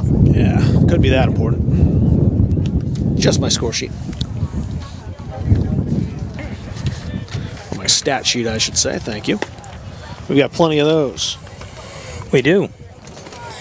I was glad because the one that Maddie sent us didn't have the numbers on it, so I was like, whoa, this is trouble. Now, I figured they'd be using their high school uniforms. Of course they are. The Main Shrine Lobster Bowl, I think, is the only all-star game that I can remember. Maybe they do this at the McDonald's basketball, too, because I haven't seen that in a long time. I know the Shrine Lobster Bowl, they do have the red and the blues for the East and the West, or the North and the South now, and they've switched and kept current with the MPA's designation. Here they're using the high school uniforms. And they get to keep those. Yeah, they do. Yeah. My son has one. He played in that game. That game just about 3 weeks from now. Enjoyed very much. I'm looking forward to that. I always look forward to that contest. Not working it this year as far as broadcasting it, which I'll be a little bummed about because I do love that game. But I'll go down and see it at Thornton Academy. I'm not going to miss it regardless. It's always fun. And you see everybody. Brooks still on the mound. He's the third pitcher of the day. Drew in for Gorham, pitched 2 innings, and Jared Brooks from Chevrolet looks like he'll do the same. He'll face Cole Daniels from Old Town to start things off.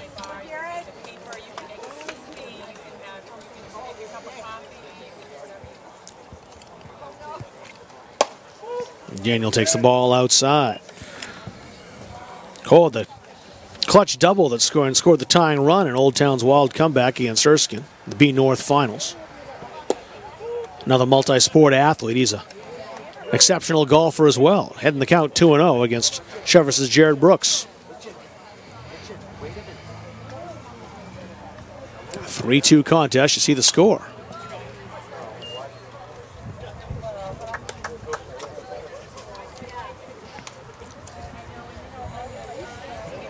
Braden Bean from Oxford Hills waits on deck. Bean was a busy man in the field last half inning. There's ball 3.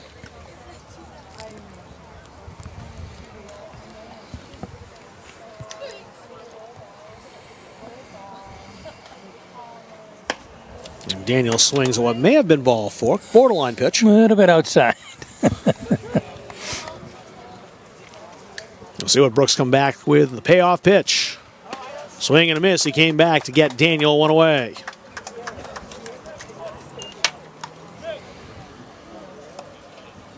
So it's Braden Bean's turn. Bean, as I mentioned, from Oxford Hills. Vikings were 1 hit against Bangor in the playoffs, and Bean got the 1 hits against Nick Copperthwaite, who was outstanding in that game. I did that game, and I tell you, Bangor looked like, I said, boy, they may be in 4th place in the heel points, but boy, they looked like $1 million. There's a strike, 1-1. I thought this might be the year someone knocked off the Rams. I actually thought Oxford Hills. That's what everybody thought, I think. Yeah. In the regular season, but Bangor, as they always seem to do, steps up in the postseason when it counts. And can't argue with 4 straight. It's the second time they've done that. The last time was back in the mid-1990s. Oh, breaking ball didn't miss by much. It's getting a little cloudy here, but I don't think we have any worries about rain. Here's the 2-2. Hit softly. You see it bounce off that carpet. Nice true hop for very Brooks to underhand it to first. And I see that Trevor Labontes from York is still over there.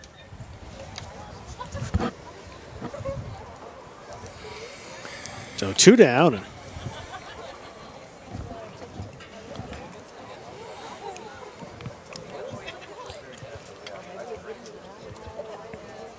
see Brooks is pitching to in a second, if I can see the front of the uniform.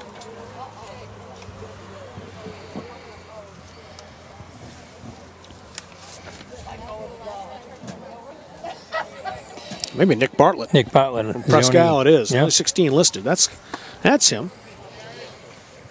So we had one Viking up and Braden Bean. Boy, I tell you, Now most years they have a lot of trouble getting a bunch of games in.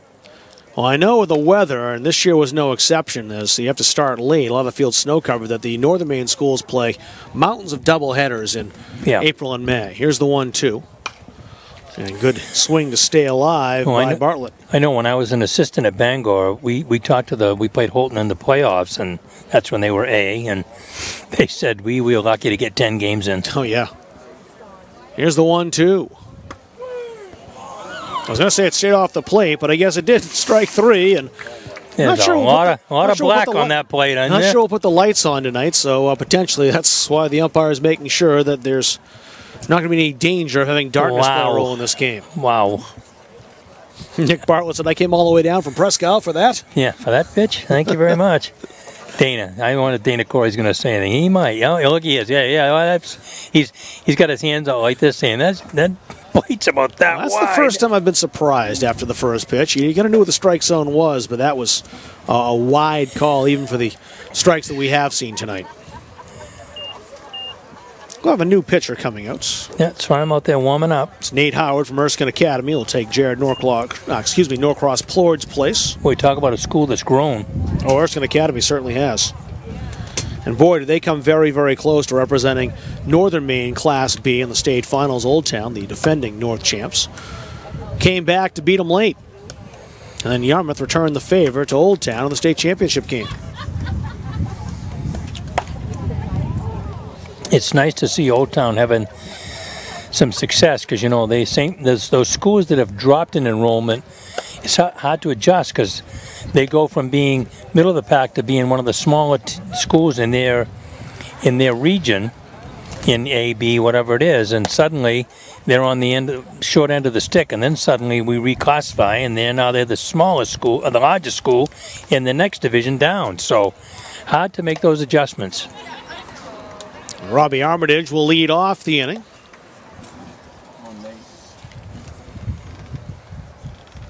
Armitage from Falmouth High School, like his brother Reese, going to Marist next year in Poughkeepsie, New York. We find out the true location of that back in the second inning. Got right on that. See, I was thinking upstate New York's like Albany. I knew it couldn't be that far. I thought Long Island, but it is an hour upstate. But not that far from New York City. The Armitage brothers, both outstanding hockey players. Falmouth was a 2017 regional champion, took on Lewiston in the state finals. Gave the Blue Devils a pretty good run. We both did that game. Different stations. Yeah, we were both there. That was a fun game to watch. Lewiston just too much. Lewiston's unbelievable. Robbie Abnow was on the hill in the seventh inning to knock off Cheverus in the Class A South Finals. That got the Yachtsmen to the state championship where they took Bangor to extra innings. He follows the first delivery from Nate Howard away. We did a lot of EL, St. Dom's, and Lewiston games, and I'll tell you what, Lewiston, some of those nights toyed with teams. Yeah, they did. It was the puck movement they had. And it was watching teams try to skate and chase the puck, which was a fool's errand. Nice pitch from Howard off the outside corner, 0-2. And Robbie Armitage in a hole.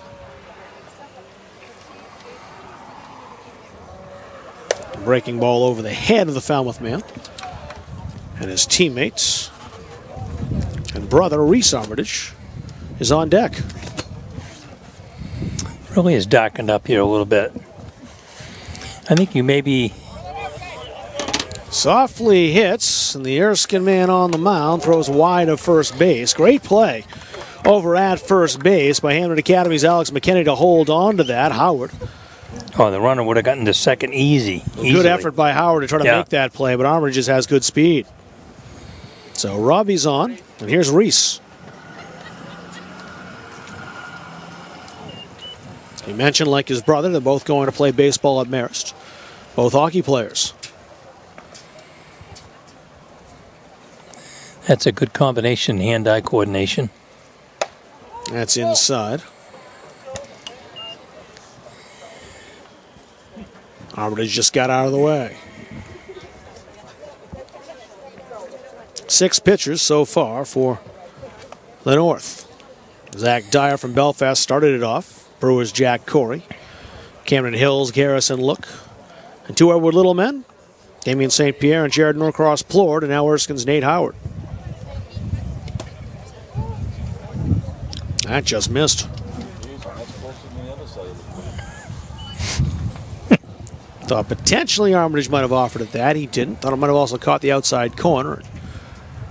Men in Blue said didn't do that either. Likes the other side. And definitely seems a little wider off the right side of the plate. That's what everybody up here in the tower said. Hey, we call what they call, right? That's right. Logan Druin from Gorham. This is near the on-deck circle. He's up next. Armitage is off. That's hit. The hit and run play to second base. Will get one man over. Oh. And the throw wide.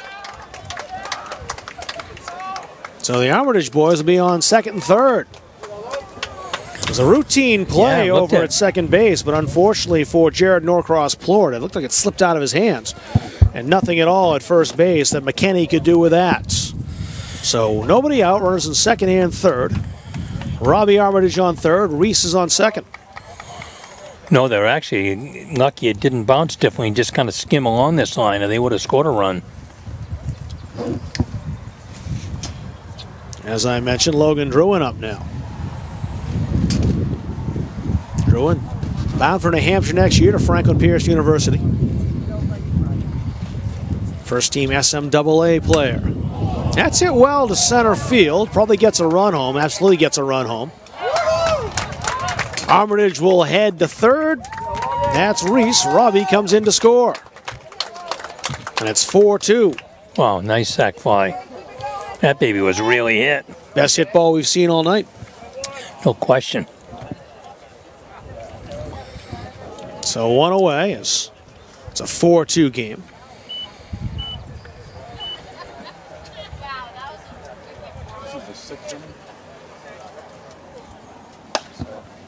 Pitch gets to the outside corner.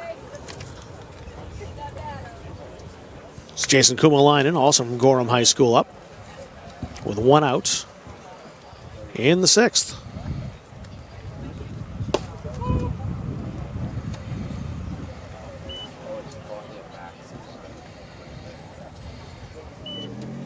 Well, they've got that as the fifth inning up there. I could have sworn we were in six. I think we are. Down to shortstop. Another run will come home. And a nice pickup over at first base by Alex McKinney. 2 away. And run comes home. Both Armitage have scored. It's 5-2.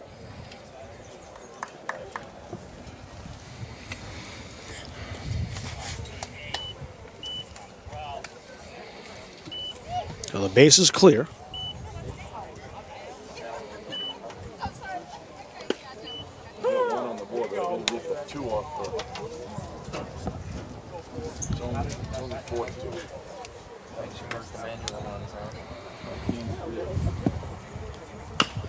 John Henry Villanueva, two-hopper back to the mound. Howard to first, and that will do it.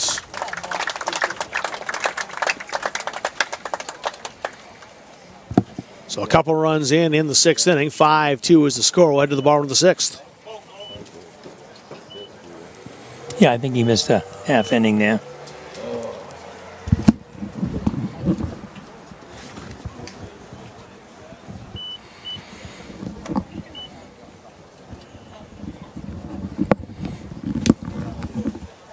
And a new pitcher on the mound.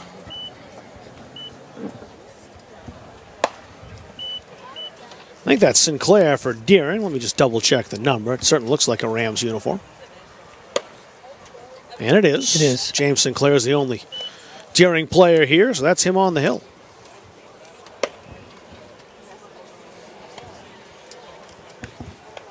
Sinclair was the second team All SMAA pitcher for Deering.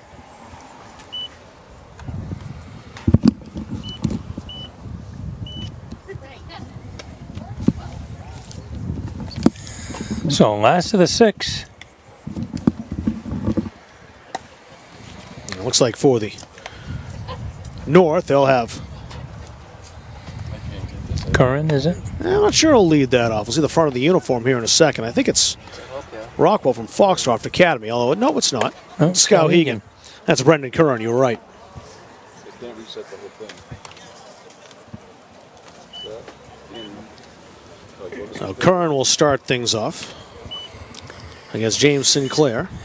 He is the fourth pitcher for the South in this game.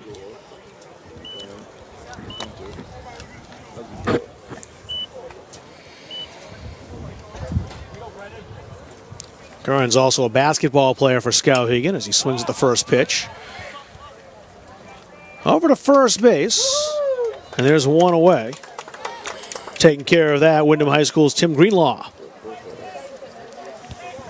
So one pitch, one out for the North.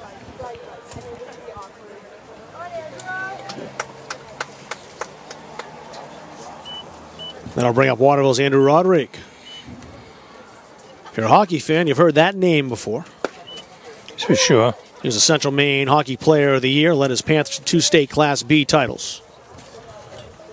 Had a good playoff run, too. Single scored a run in Waterville's quarterfinal playoff win over Foxcroft Academy. Roderick had the overtime game winner as a junior to win a state championship. Won it again this year as a senior. Here's the 2-1 on the way to him. Out of the strike zone, 3-1. I think we were both there for that one too, weren't we? I think we were.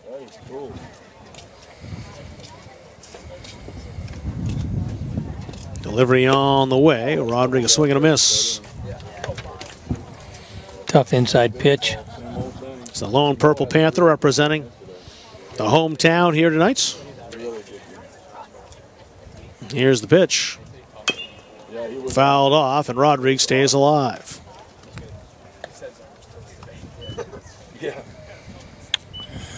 I bet it's easier on the balls playing on this field.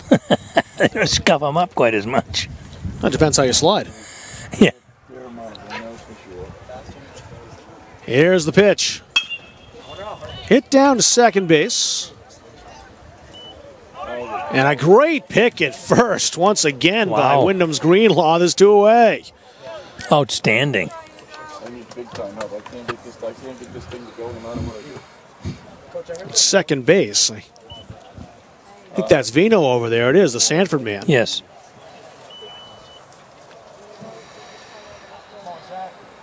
There's 2 outs. Here's the pitch. It's ball 1.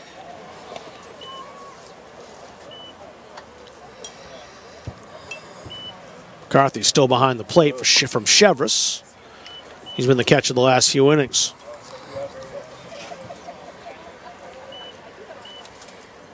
Zach Dyer from Belfast. Back up again. Dyer started the game pitching for the North. It's his second at bat. Here's delivery.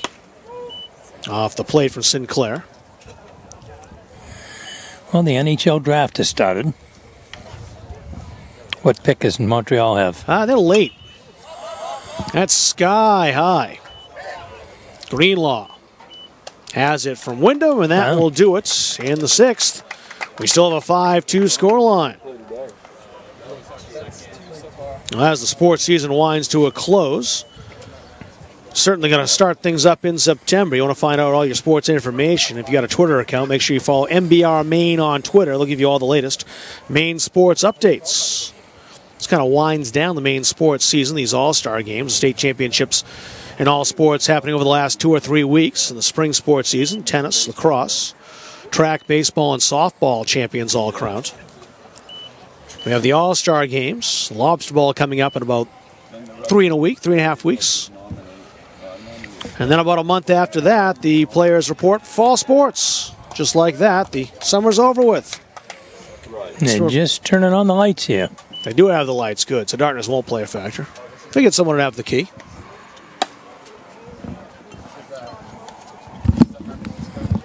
One in the 5th, 2 in the 6th.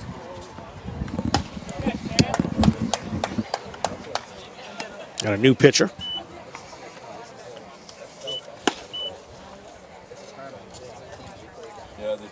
I think, see the number, but that's a Zach Nash from Herman High School, and that's looks to me like a Herman Hawks uniform. Yes, I think you're right. It is Nash.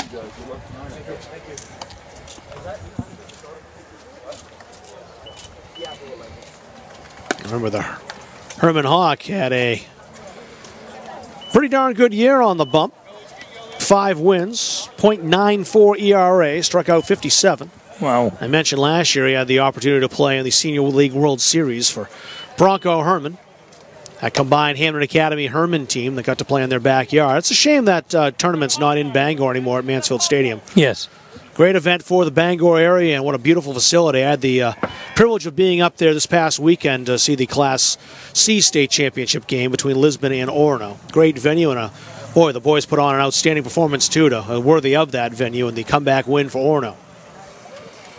Well, I think the feeling is there's no A schools up there anymore other than Bangor, so Bangor and Brewers, so they brought it south. Yeah, they have the A game is in Augusta, and then next year they'll have the B and D contest in Bangor, doubleheader again. Strike called.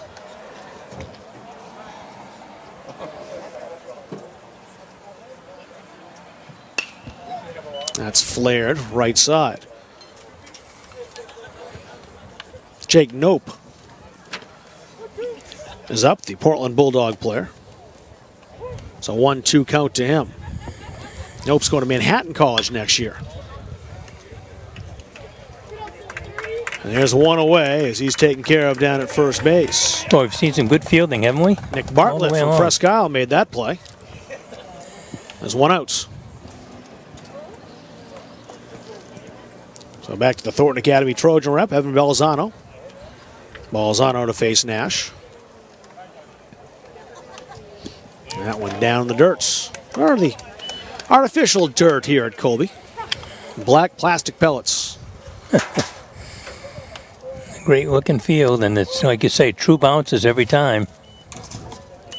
And never were out field conditions after the rain either. Balzano hit .471 this year, the SMAA batting champ and all conference at first base for Thornton.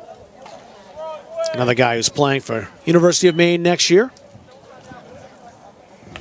Also a big imposing player for the Thornton Academy Trojans hockey team. 2-1 count from Nash. Down to shortstop. And that's taken care of by MDI's Riley Swanson, 2 away.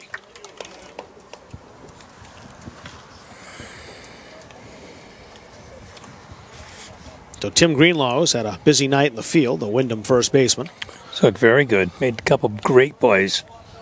He's up with 2 down as Nash goes for a 1-2-3 inning for the North. His team down, wrong end of a 5-2 scoreline. First pitch, just missed, down low.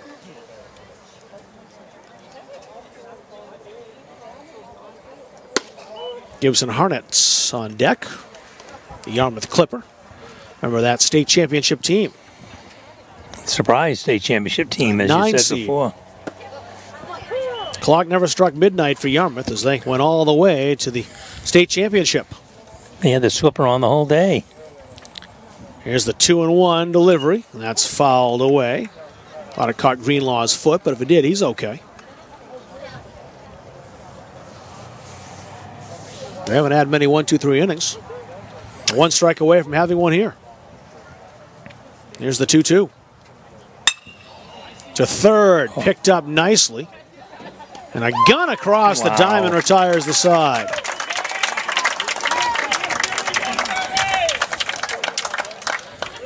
Trying to catch the number, and that was Ethan Stoddard from Old Town over there at third base who made the play. About as good as it gets. Great pick as the backhand across the body. And it took a little bit of a bad hop at the last minute, and he was all over it. A good gun across the infield, as you saw. So 5-2 the score as we head to the bottom of the 7th inning. The North down 3 runs, and who will they face? Another lefty out there for the South. Bideford, I think it says on that jersey. I think that is Brady Crapo. It is. So James Sinclair pitched an inning, and now Brady Crapo in. Crapo started the game, was the first man up. He's got a very good hook to watch, too, as that lefty breaks it in to right-handed batters. This is a pitch he loves to go to with 2 strikes. Bye, ladies. Crapo was second team all SMAA, 3-sport athlete for the Tigers. Played in that very good Biddeford football team. Also played hockey for Biddeford, and of course the Tigers baseball team.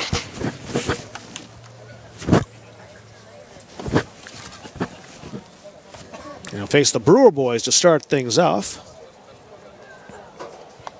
Alex Maximic and then Jack Corey. They're probably used to batting right after, one after the other as it is. I think they're not split up by too much, if anything, in Dana Corey's lineup. I didn't get to see Brewer play this year. No, I didn't either, but everybody I talked to said they were outstanding. Could have been in the game, championship game. Just didn't quite get there. Maximic was the KVAC Player of the Year. Very good long-distance runner as he ran cross-country at Brewer. Also plays basketball, played basketball for the Witches.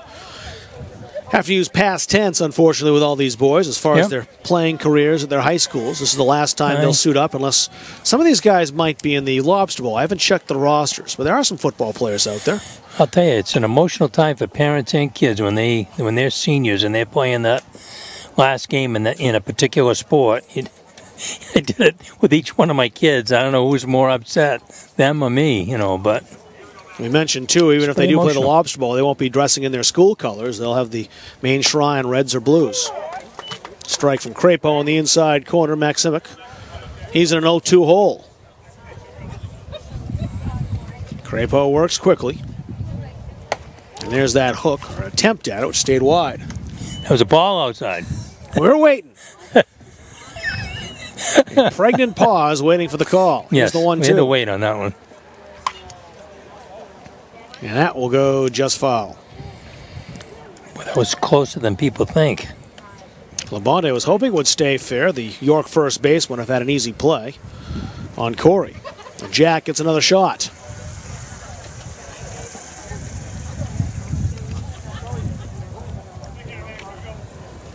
And the 1-2 on the way from Crapo. Down to seconds. And there's one away.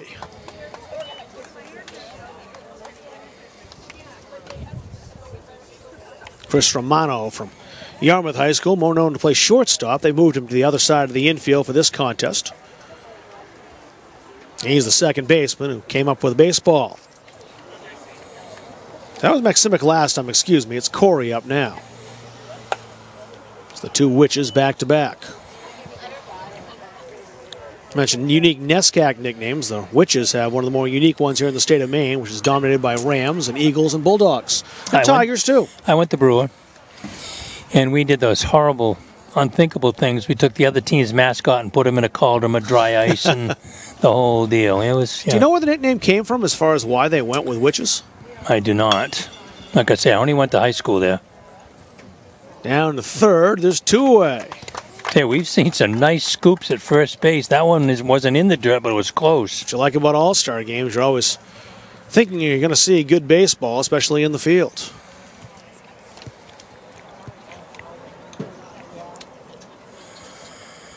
Yeah, I could sing the school song title if you'd like me to. Well, that's okay. School song, we don't have auto-tune here. You guys are gonna pass on that? All right. This is a nice setup we have, and the technology's great, but no auto-tune. And according to my wife, I can't sing a lick, so probably just as well. I'm trusting her. Okay, I think she's pretty trustworthy. It was Reese Armitage over at third base who made that play. The 0-1 on the way, as that's lashed foul.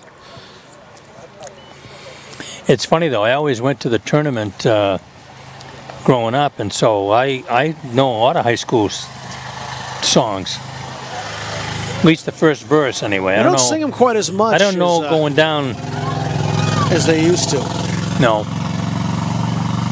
Here Lawrence is quite a bit at the auditoriums, Augusta or Bangor, depending on where they are. My folks went to Gardner, and so Coney and Gardner, I know those. I know Bangor and Brewer. I don't think Chevrolet has one. You know, that's a good point. It didn't when I was there. Because most of them are remakes of On Wisconsin, right, sure. And so on and so forth. There's the 2-2 on the way, and that's hits, foul. Smart play by Armitage to let that go. Yeah. They had no chance at first base. Now see if we can make out the uniform here. Oh, turn the other way. There we go. That's Cameron Hill's Garrison yes. look. I'll write his number in the program. There's a blank for him. And it was red, but it wasn't Damian St. Pierre for Edward Little. So look is up, the former George Stevens Academy Eagle. Mentioned a lot of Eagles. That's another Eagle mascot. There's more Eagles mascots than anything else in the state. In this state? Yeah, one snow day I looked this up. You had nothing better to do. You've got too much time on your hands if you're looking Way up that. too much. I was curious. Look slices that down the right field line. He's got a base hit. So a 2-out single for Garrison Look. My son used to kid me when we were driving in the car any distance to name off Maine high school mascots and then college mascots. And I certainly don't know them all, but I know pretty much most of them. Well, you start to cover a lot of the schools, and you do see them a lot more. It was all the northern schools, especially in Class C and D, that I didn't have much of a clue on until I started working the tournament a bit more in Bangor. Yeah. So now we have Damien St. Pierre up. So 1-2 after another. Look to St. Pierre, and he takes a strike. Look at a pretty good lead down there at second base. We've seen, how many left-hand pitches have we seen? This is 5, I believe. Hit back to that lefty, Crapo. Over to first to retire the side. We have played 7 innings full here in Waterville on the campus of Colby College. It's a 5-2 score line, the South over the North, and the Spectrum Healthcare Partners Game of the Week on MBR.org. You can find out more about it at Spectrum HCP and about them, SpectrumHCP.com. Beautiful day for a game that's turned into a night game. You can play 15 innings for all I care. This is beautiful. Yeah, and the baseball's been fun. You know, we didn't see hardly any scoring in the first game. I was here for the end of it, and it was 2-1 game that turned into a 3-1 game right at the end. But we saw some fireworks here. 2 innings, they had 2 runs for the South, and then 1 in another inning. So for their 5 runs, and the North scored theirs early. 1 in the first, 1 in the second. Yeah, they're down 2-0 early. Clawed them both back, and then a run in the 6th, or 5th rather, and 2 in the 6th for the South has them ahead 5-2. New pitcher for the North is Mesalonsky's Josh Joy, member of the KVAC, Kennebec Valley Athletic Conference, first team. He's also picked to the 2017 Rawlings Baseball Northeast Region All-America team. He'll go on to play at Franklin Pierce College in New Hampshire next year.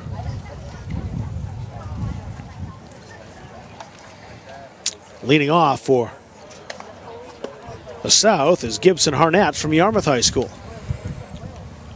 The 2 Yarmouth boys out there, Harnett first and Chris Romano right behind him, as it looked like they will go back-to-back.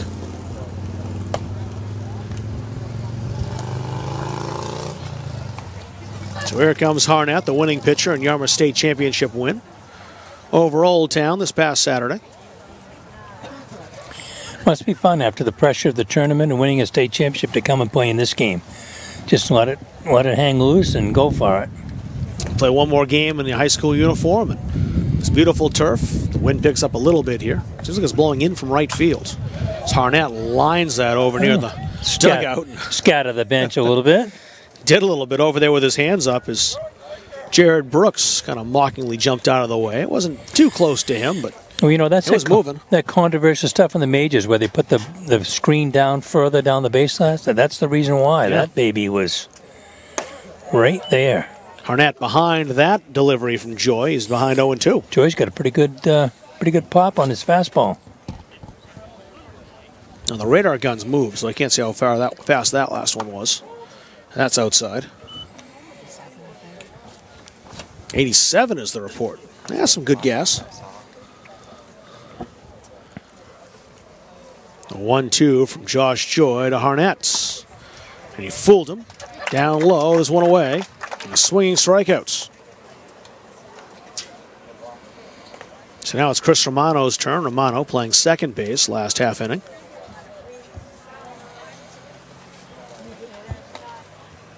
We're at the top of the 8th here in Waterville. And 87 indeed is the reading on the gun. Joyce. Pretty good for high school. Throwing some heat. Mesalonsky man. That's fouled off by Romano. Mesalonsky in the red, white, and blue uniforms. All of their school uniforms incorporate all 3 colors. One of the few schools that does have a 3-color scheme into all their threads. Oh, God, it's quite a bit more. Having been an AD, trust me, to have that 3rd color. I don't care for the way the number is on the back, though. It looks That's hard to read. Thankfully, he's the hard to only read. Eagle, so we know who he is. That breaking ball just stayed outside. But not by much. Chris Romano. Set for the 2-1 pitch. Down to shortstop. Romano's fast, though, and he legs it out for the infield hits. Too much speed for Romano. And Garrison look over there at shortstop, even though it was hit pretty well. Would have had to throw a dart over to first base. Yeah, well, it was hit a little bit in the hole, and he came in and kind of surrounded it, but boy, too much speed going on the first baseline. So Trevor Labonte now. Labonte, the York Wildcats. Heading to Bridgeton Academy next year, Labonte is, for I haven't post-grad heard you year. say that there were many kids going to USM. There's a couple going to USM. I'm not sure. I know one of the Gorham players is staying home to go to USM. I'll find out which one. They've had a great program for a long, long time. It's Kumalainen, the Gorham man, staying home to play at USM. Coins going to Bates, a couple of UMaine players. As I mentioned, Labonte wants to play Division III baseball, taking that post-grad year at Bridgeton Academy next year. 1-1 from Joy. That's fouled off the catcher. That's Alex Maximic back behind the plate. And it's 1-2.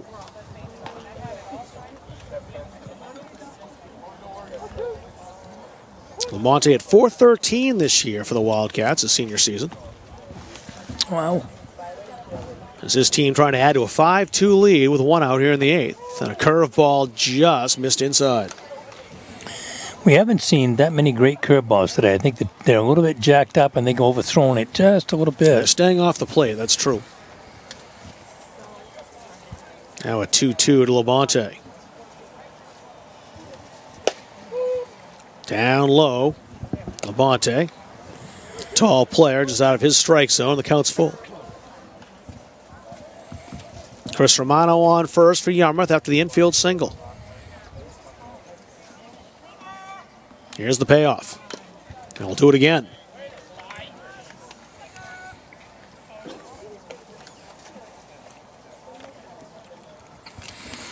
I remember the first time I coached in a night game at Bangor as an assistant. First time you play under the lights, that throw from the outfield, I'm not sure what it's like as a batter, but boy, that was hard to pick up. You know, till you get used to it. Once you've seen 3 or 4 of them, you're all right. Another payoff, and let's do a third. You know, I'm betting not many of these kids have been in a night game in They baseball. don't play very often, no. Oh, not enough fields have it. Those posts have got to be really high to get lights for baseball. Portland and Deering, I think, play a night game here and there. I don't recall too many others. I know Waterville, I think, played up here at Colby at least once. That's one thing about these fields. Colby, when they opened them, wanted them to be heavily used by the communities. Sure. Bouncer down to second base, and the throw wide of the bag is played by Braden Bean over at second. The runner doesn't go any further than that. Look couldn't catch up to that as it was wide of him. And the error allows runners at first and second. So really, some miscues in the field by the North team have hurt them tonight.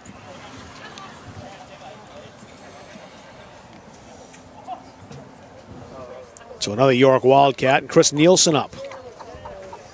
One of the offensive leaders for York this past season. One away. Here in the 8th. Here's a nice Now, break. there's a nice breaking ball, is right. We mentioned right on cue that we haven't seen too many of those. Joy delivers a beaut. That was a major leaguer there. That had Nielsen backing out of the box a bit. Here's the 0-1. And Joy ahead 0-2. Frankie Vino from Sanford. Next man up.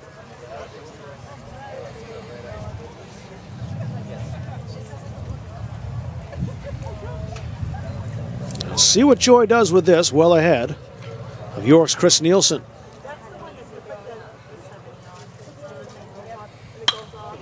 Little flare, it's trouble out to right center field, except the second baseman caught up to it. Hung up there for Oxford Hills' Bean, and he made the play. 2 away. And Bean made that look easier than it was. Yeah, it was a tough. I thought it was going to be a base hit, to be honest. Now Frankie Vino with 2 away. Chance to extend the lead. And the runner at second base and another one on at first. And he's behind that fastball from Joy. You know, Joy's got that combination of a pretty good heater, and he throws the curveball just enough.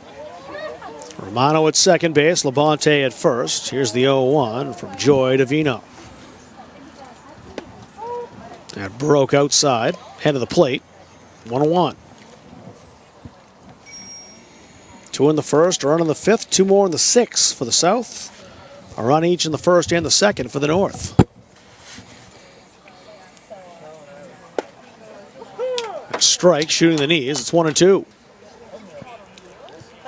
Joy trying to leave 2 men stranded for the South. Yeah, he really should have been out of this inning, if you think about it. See if he can do it here with a pitch.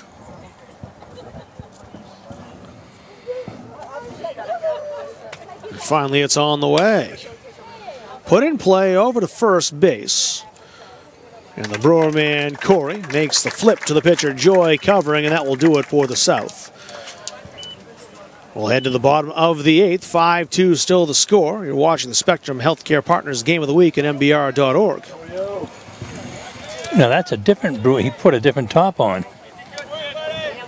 So Brewers had a couple different jerseys.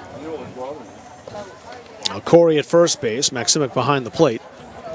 Just the only 2 representing. Making it easy for us, too, because I had no idea who the number was. If it hadn't been Maximic behind the plate, and gave me no other choice. You know, it was Jack Corey over there at first. Usually plays third base. So who's on the hill now? It looks like a Falmouth uniform. Or is it? Looks like Deering to me, but It's not Deering, because Sinclair's already pitched.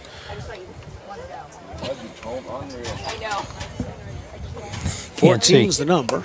Got that. Let's see.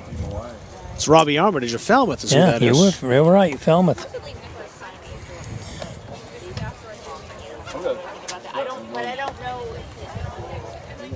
So Armitage takes the hill for the 8th inning. He's the 6th pitcher for the South.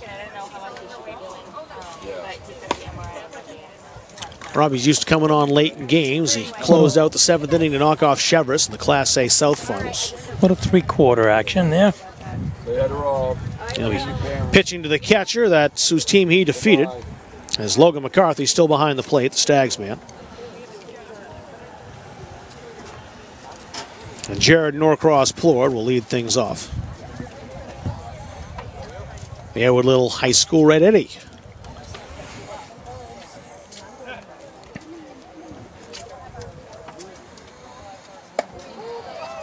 Chin music to start things off from Armitage, who Get your grins as he attention. gets the ball back. Get your attention.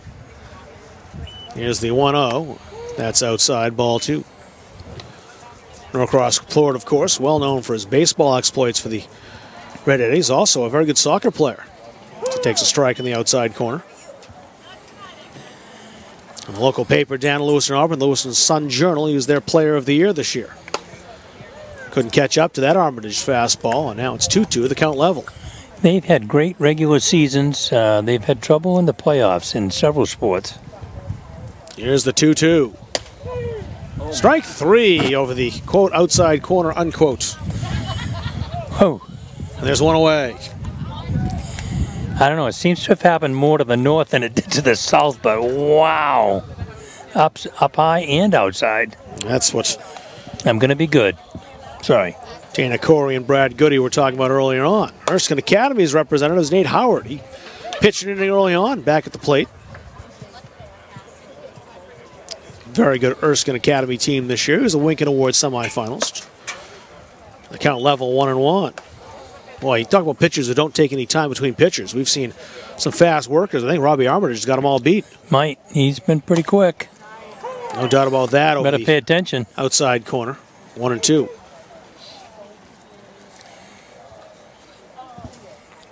Breaking ball looks like it did. I thought it caught the uniform of Nate Howard, and it did, so he's on. The breaking ball failed to break. So a 2-out base runner. That brings up Chandler Rockwell from Foxcroft Academy. Have you ever been up there? I have. Beautiful. It's where the Lobster Bowl players will be residing this year. That's right. Second year in a row. Yep. You know, they like that, too, is that there's air conditioning in the dorms, unlike Hebron Academy. Well, when Josh played, they went to UNE. And after the practice, they would take their uniform off and put it in a pile and walk right out into the salt water. That's the second out of the inning. Logan Druin's out there in left field. He retired. Chandler Rockwell. So now it's Gardner High School's Hunter Chasse up. And UNE, now Foxcroft Academy, and before that, in between, Hebron Academy. UNE would be the right place to have it this year with the game at Thornton Academy, of course, in Biddeford before that. Sure. UNE was a great location. Yeah, Foxcroft doesn't quite have the luxury of going right down to the ocean. They do have Peaks Kenny State Park right there, though. Here's the 1-1 on the way. It's on the shore of Sebec Lake. Well, one of the teams still practiced up here, and one team practiced at UNE at that time, I think. Yeah. Now they put them all both together, I believe, still. Here's the 1-2 on the way to Chasse. Sky-high bounce off the plates. Armitage to first. Over there at first base, Chevrolet High School's Jared Brooks. And there's three down. And we'll head to the ninth inning. 5-2 still the score here at Colby College. The lights on. A beautiful night in Time Waterville. starting to run out for the North. And the last 3 outs and making sure they don't give up any more runs to fall behind by more than 3. So And who's it going to be this inning? Go ahead. I think it's Morse's Tucker Banger. It is. An announcement in regards to the main New Hampshire game tomorrow. That game has been canceled. Again, the main New Hampshire game tomorrow has been canceled. Just hearing an announcement that the New Hampshire-Maine baseball game between the seniors of both states is not going to be played tomorrow. The game's been canceled. That just announced. It's interesting whether it's canceled or postponed. You know, people sometimes mix those up, but Cancel was the word we just got. cancel means it's not going to be made up. Right. So Tucker Banger on the mouse. KVAC All-Star for the Shipbuilders. In both baseball and swimming. For Sunday, but it has been canceled.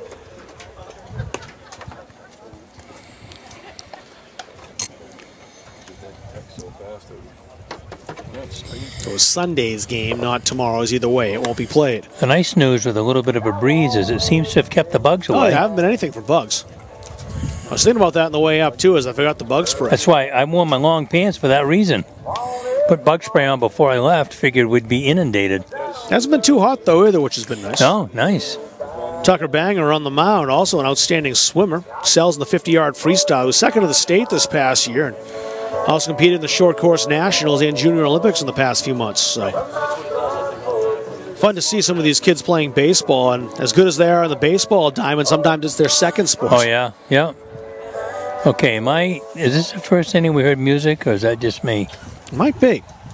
Brady Crapo's up. Have we had music before, I Tyler? think not during this game. No, not during this game, he said. All right. So Crapo facing Banger, swings the first pitch and fouls it away.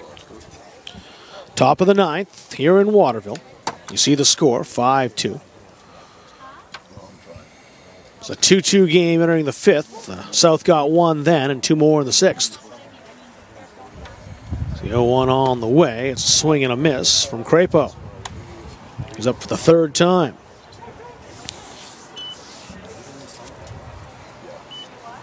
See what Banger comes back with ahead in the counts. Lefty deals. Whoa. Now that's a waste, an 0-2. Just a little bit outside.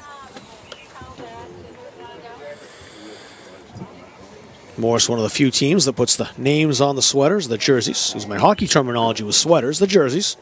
Old Town does it as well, and I think that's been it. Although, take that back, Gardner High School. Chasse has his name on his jersey. So a 2-2 counts. You saw the purple and gold uniform of Jared Brooks from Chevrolet High School come through your picture. He's on deck. Here's the 2-2 on the way. That's right back here behind us. Oh, missed the car. Well, it took a bounce anyway. You gotta have to hit it pretty well to get a car. The parking lot's a good 100 feet or so back. And the screen is way up there. That'd be a high one that would probably bounce first. Here's Mesh the 2-2. Ooh, missed outside. If that was a right-handed batter, it's probably strike 3. I'm thinking maybe. But it's not. Crapo stays up there. And here's Banger's payoff. That's sliced to left field. And the left fielder won't get there. It's a base hit. Might have misjudged that in the lights a little bit as the left fielder stopped short. I think that's Erskine Academy's. He might have been pulled over the left-hand batter a little bit too, but It is. Nate Howard out there in left field. hung up there quite a while. I did think he had a shot at it. It is getting to dusk here, I too. think you're so that right, though. You know, might first change time the lights are on, and change the ability to see when you're dealing with the lights for the first time. So here's Jared Brooks, the Chevrolet Stag. He'll foul the first one off. Crapo, the leadoff man, on at first with a single. you know the other thing with this kind of a netting, it's easier on the balls too. They don't get scuffed up as much as they do when it's chain link or. Yeah, no damage at all. The 0 on to Brooks, about the same place. He's down 0-2. Brooks will play in the Northeast 10 next year. He's heading to Stonehill. Tucker Nice. Banger's ahead 0-2. And here's the delivery. Golf down the line. Will it stay fair? No. About a foot foul. Would have been extra bases most likely. No question. Well, that time, Nate Howard over on left did have a pretty good beat in the baseball. He had no chance to catch it, but he would have gotten to it quickly. Not sure Brooks could have made second on that. Still 0-2. Banger taking a look at Crapo's, not very far off first base. Here he comes. It's inside for ball 1. As you watch Brooks shimmy out of the way. Pretty good shimmy for a big guy.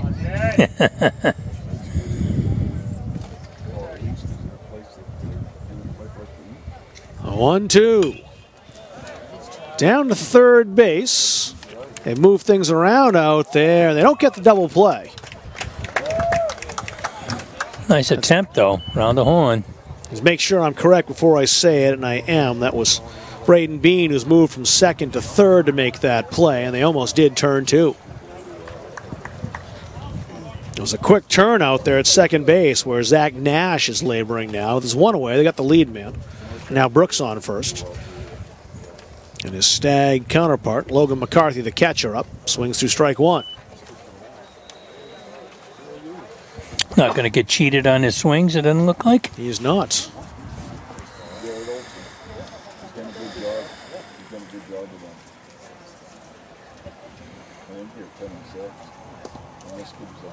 As a bouncer. Stoddard kept it in front, or rather Daniels did, excuse me. Wrong Old Town player. Daniels the one behind the plate. Stoddard usually plays in the infield. He's not out there now. Banger's 1-1. And boy, McCarthy put the brakes on. He wanted to take a hack at that. He did.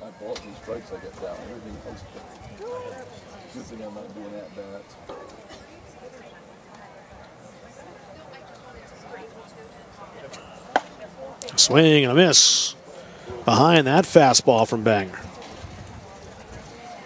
This is the 9th, right?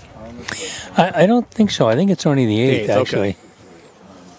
Even though he messed up the scoreboard most of the game, I think it's the 8th. Well, he's running it for the first time, too. True. Runners Oh. on the way. They threw behind him. Might have a chance over at second think he's base. in there. He is. Banger had him picked off. But Jared Brooks kept going for second base, and Banger hesitated in that first throw over I to think he was first. shocked and threw it behind the Yeah. run instead of just simply stepping off and running at him. If he steps off the mound, and Jared Brooks is dead meat. So a stolen base the first time in the contest. Stolen base in the book. I haven't seen one yet. That we're not keeping. That's fouled over near the bullpen. Souvenir. What a beautiful complex.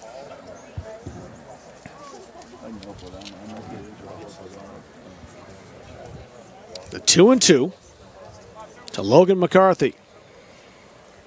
His teammate Brooks, Chevrolet High School, both at second base. That's line to right field. Probably won't get the run home, though. It's played quickly. Put back in on the infield. Oh, nice throw. Nice throw from the outfield.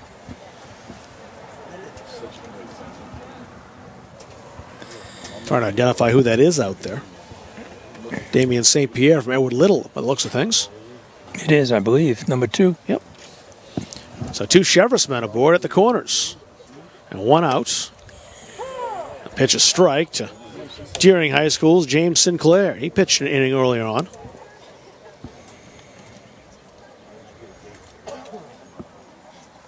Is honored by the SMAA, the second team, as that's inside to him. 1-1.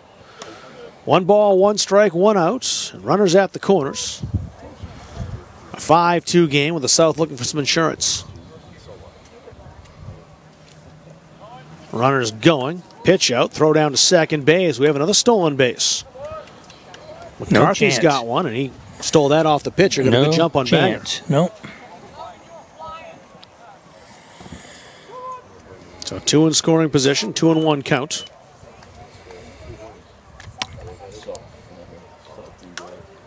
Sinclair fouls it away. It's a big out if Banger can get him. I'm just going to say, you know, and it's a big stolen base because a base hit now could score 2. Also lose the force. And Cam Garino on deck. I'd like to get the out here. We run the count full.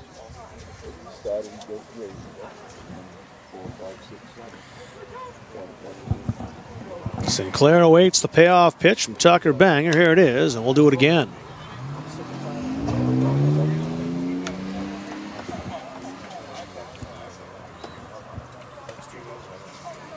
Brooks at third, rather. McCarthy at seconds. Sinclair the batter.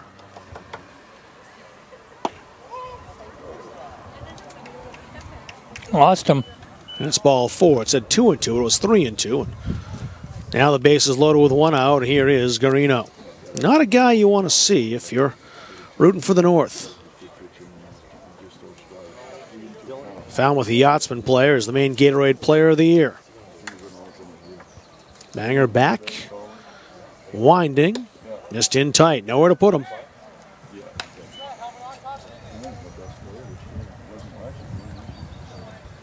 And Colin Coyne on deck. So 2 Falmouth men in a row. Laced to first. A throw home was a bouncer, but picked up well. The Hamden man to the Old Town player. Daniels with the pick, and McKenney over at first with the throw. There's 2 away. I didn't see the umpire give a signal, did you? He was definitely out as a force, but I think everyone knew it, so he didn't bother to show it. It's just so a big outs. Keep it a secret. We Big were out on for it, the though. North, and now it's Colin Coyne. That's a big out.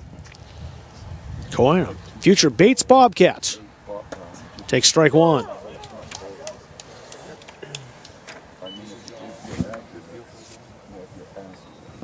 Bases loaded. Former Morse shipbuilder Tucker Banger trying to get out of the inning unscathed. Keep it a 5-2 game. Good breaking ball, and he's ahead in the count 0-2. I think he needs to show that breaking ball just a little bit more.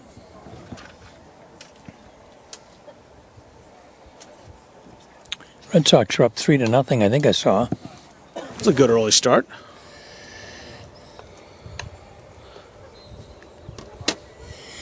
Said Ortiz. We just passed the 2-hour mark, too, and we're in the 9th. Ortiz threw out the first pitch, and it was lousy, they said. It was never known for his arm, That's why he was a designated hitter, I think.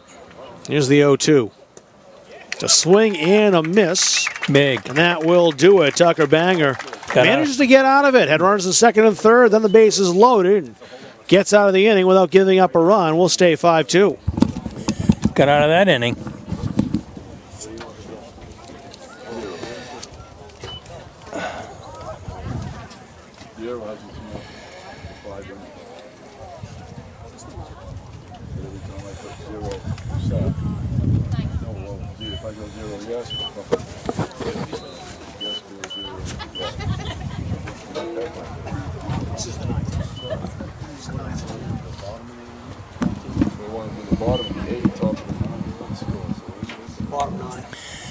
Yeah, so he did the score wrong, scoreboard wrong. So you were right. I said 8th. Yeah, I thought it was the 9th.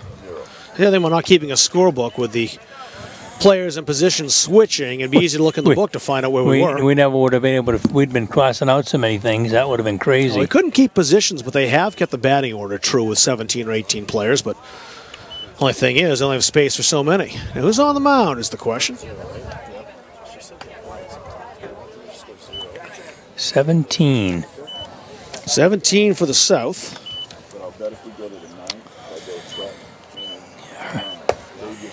It's not Yarmouth, right? Well, I don't think so. Oh, that's the only 17 that I see. Yeah, it might be. Gibson Harnett. It is Harnett. 17, so he's on the hill now. Yes, that is a Clippers uniform. Trying to tell it was Yarmouth or Portland, but it's Yarmouth. Similar colors, styles, and fonts for those two teams. Both have head coach Hartman as the head coach of the football program at one time. So we're here in the bottom of the 9th.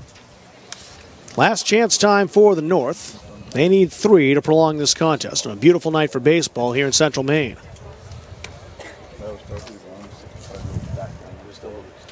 Casey Sudbeck from Hamden Academy will start it off.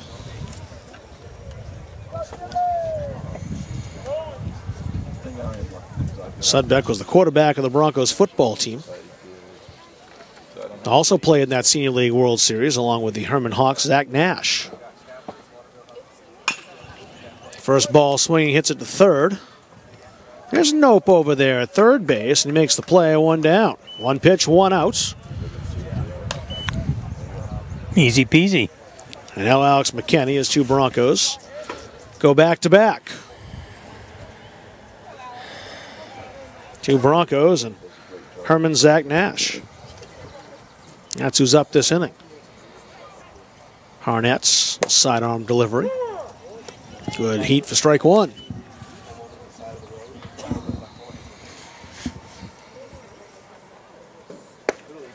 McKenney quickly down 0-2. Boy, I tell you, he doesn't waste any time. He's throwing strikes. McKenney, Maine Black Bear next year. Here's the 0-2. That's always fitting, I think, as a baseball fan who grew up in the 70s and 80s to watch a sidearm guy come in late. I always think Dan Quisenberry, Kent TeCulvey of the Pirates. Right. That was kind of the area, you had all those sidearm guys.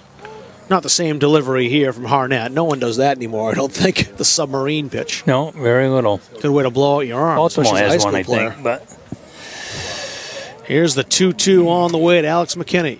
That's way out, 3-2. There's Zach Nash, the on-deck man, number 15, going out of your picture. He's up next.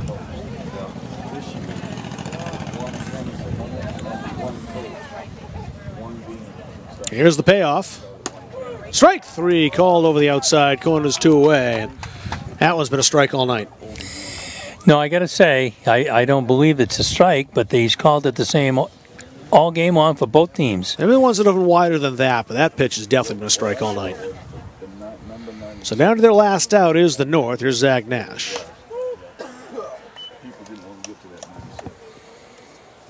Nash trying to prolong the contest.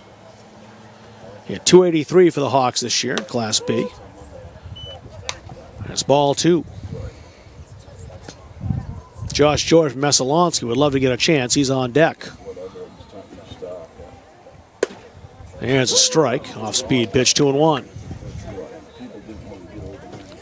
No comment. I'm trying to be good. Harnett works quickly. A 3-1 counts. I can see where he'd be effective. That just once in a while, dropping down 3/4 or even sidearm is, boy. Whew. 3-1 from Harnett. And strike 2. And North down to their last strike. Corey, I'm looking at him down there. He can't believe it. First base coach. A payoff pitch. Swing and a miss, strike 3. And it's a 1-2-3 inning for Gibson Harnett of the Yarmouth Clippers. That will do it in the 9th inning. 5-2. The final score here in Waterville, the South getting their runs in the first with a pair of runs to open the contest, 1 in the 5th, 2 in the 6th. To answer a run in the first and the second, respectively, for the North takes the game 5-2. And a very entertaining contest and a beautiful night for baseball here at Waterville. And love seeing this contest. Hope they have it here in the future because it's a great venue to see and play baseball. Perfect place, a perfect place, and it's partway between and so on and so forth. You know, we saw a good pitching from both teams. I think the difference was that timely hitting by the South and some defensive miscues by the North, and it gave them just enough runs to stay in the lead and win it. All these players playing Maine High School baseball for the last time tonight. They'll take off their high school uniform for one final time. And remember, the game here tonight and their great careers they had in their respective schools in the North and the South. Let's just say East and West. Old habits die hard. Yeah. The North and the South, some outstanding baseball players and coaches representing here in Waterville tonight. Well, that will do it for us. This Spectrum Healthcare Partners Game of the Week at MBR.org, brought to you by Spectrum Healthcare Partners. You can find out more about them at SpectrumHCP.com. For Dave Wing, for the entire MBR.org crew, my name is Rob Kennedy signing off. The South with a win. You see the score, 5-2 on MBR.org.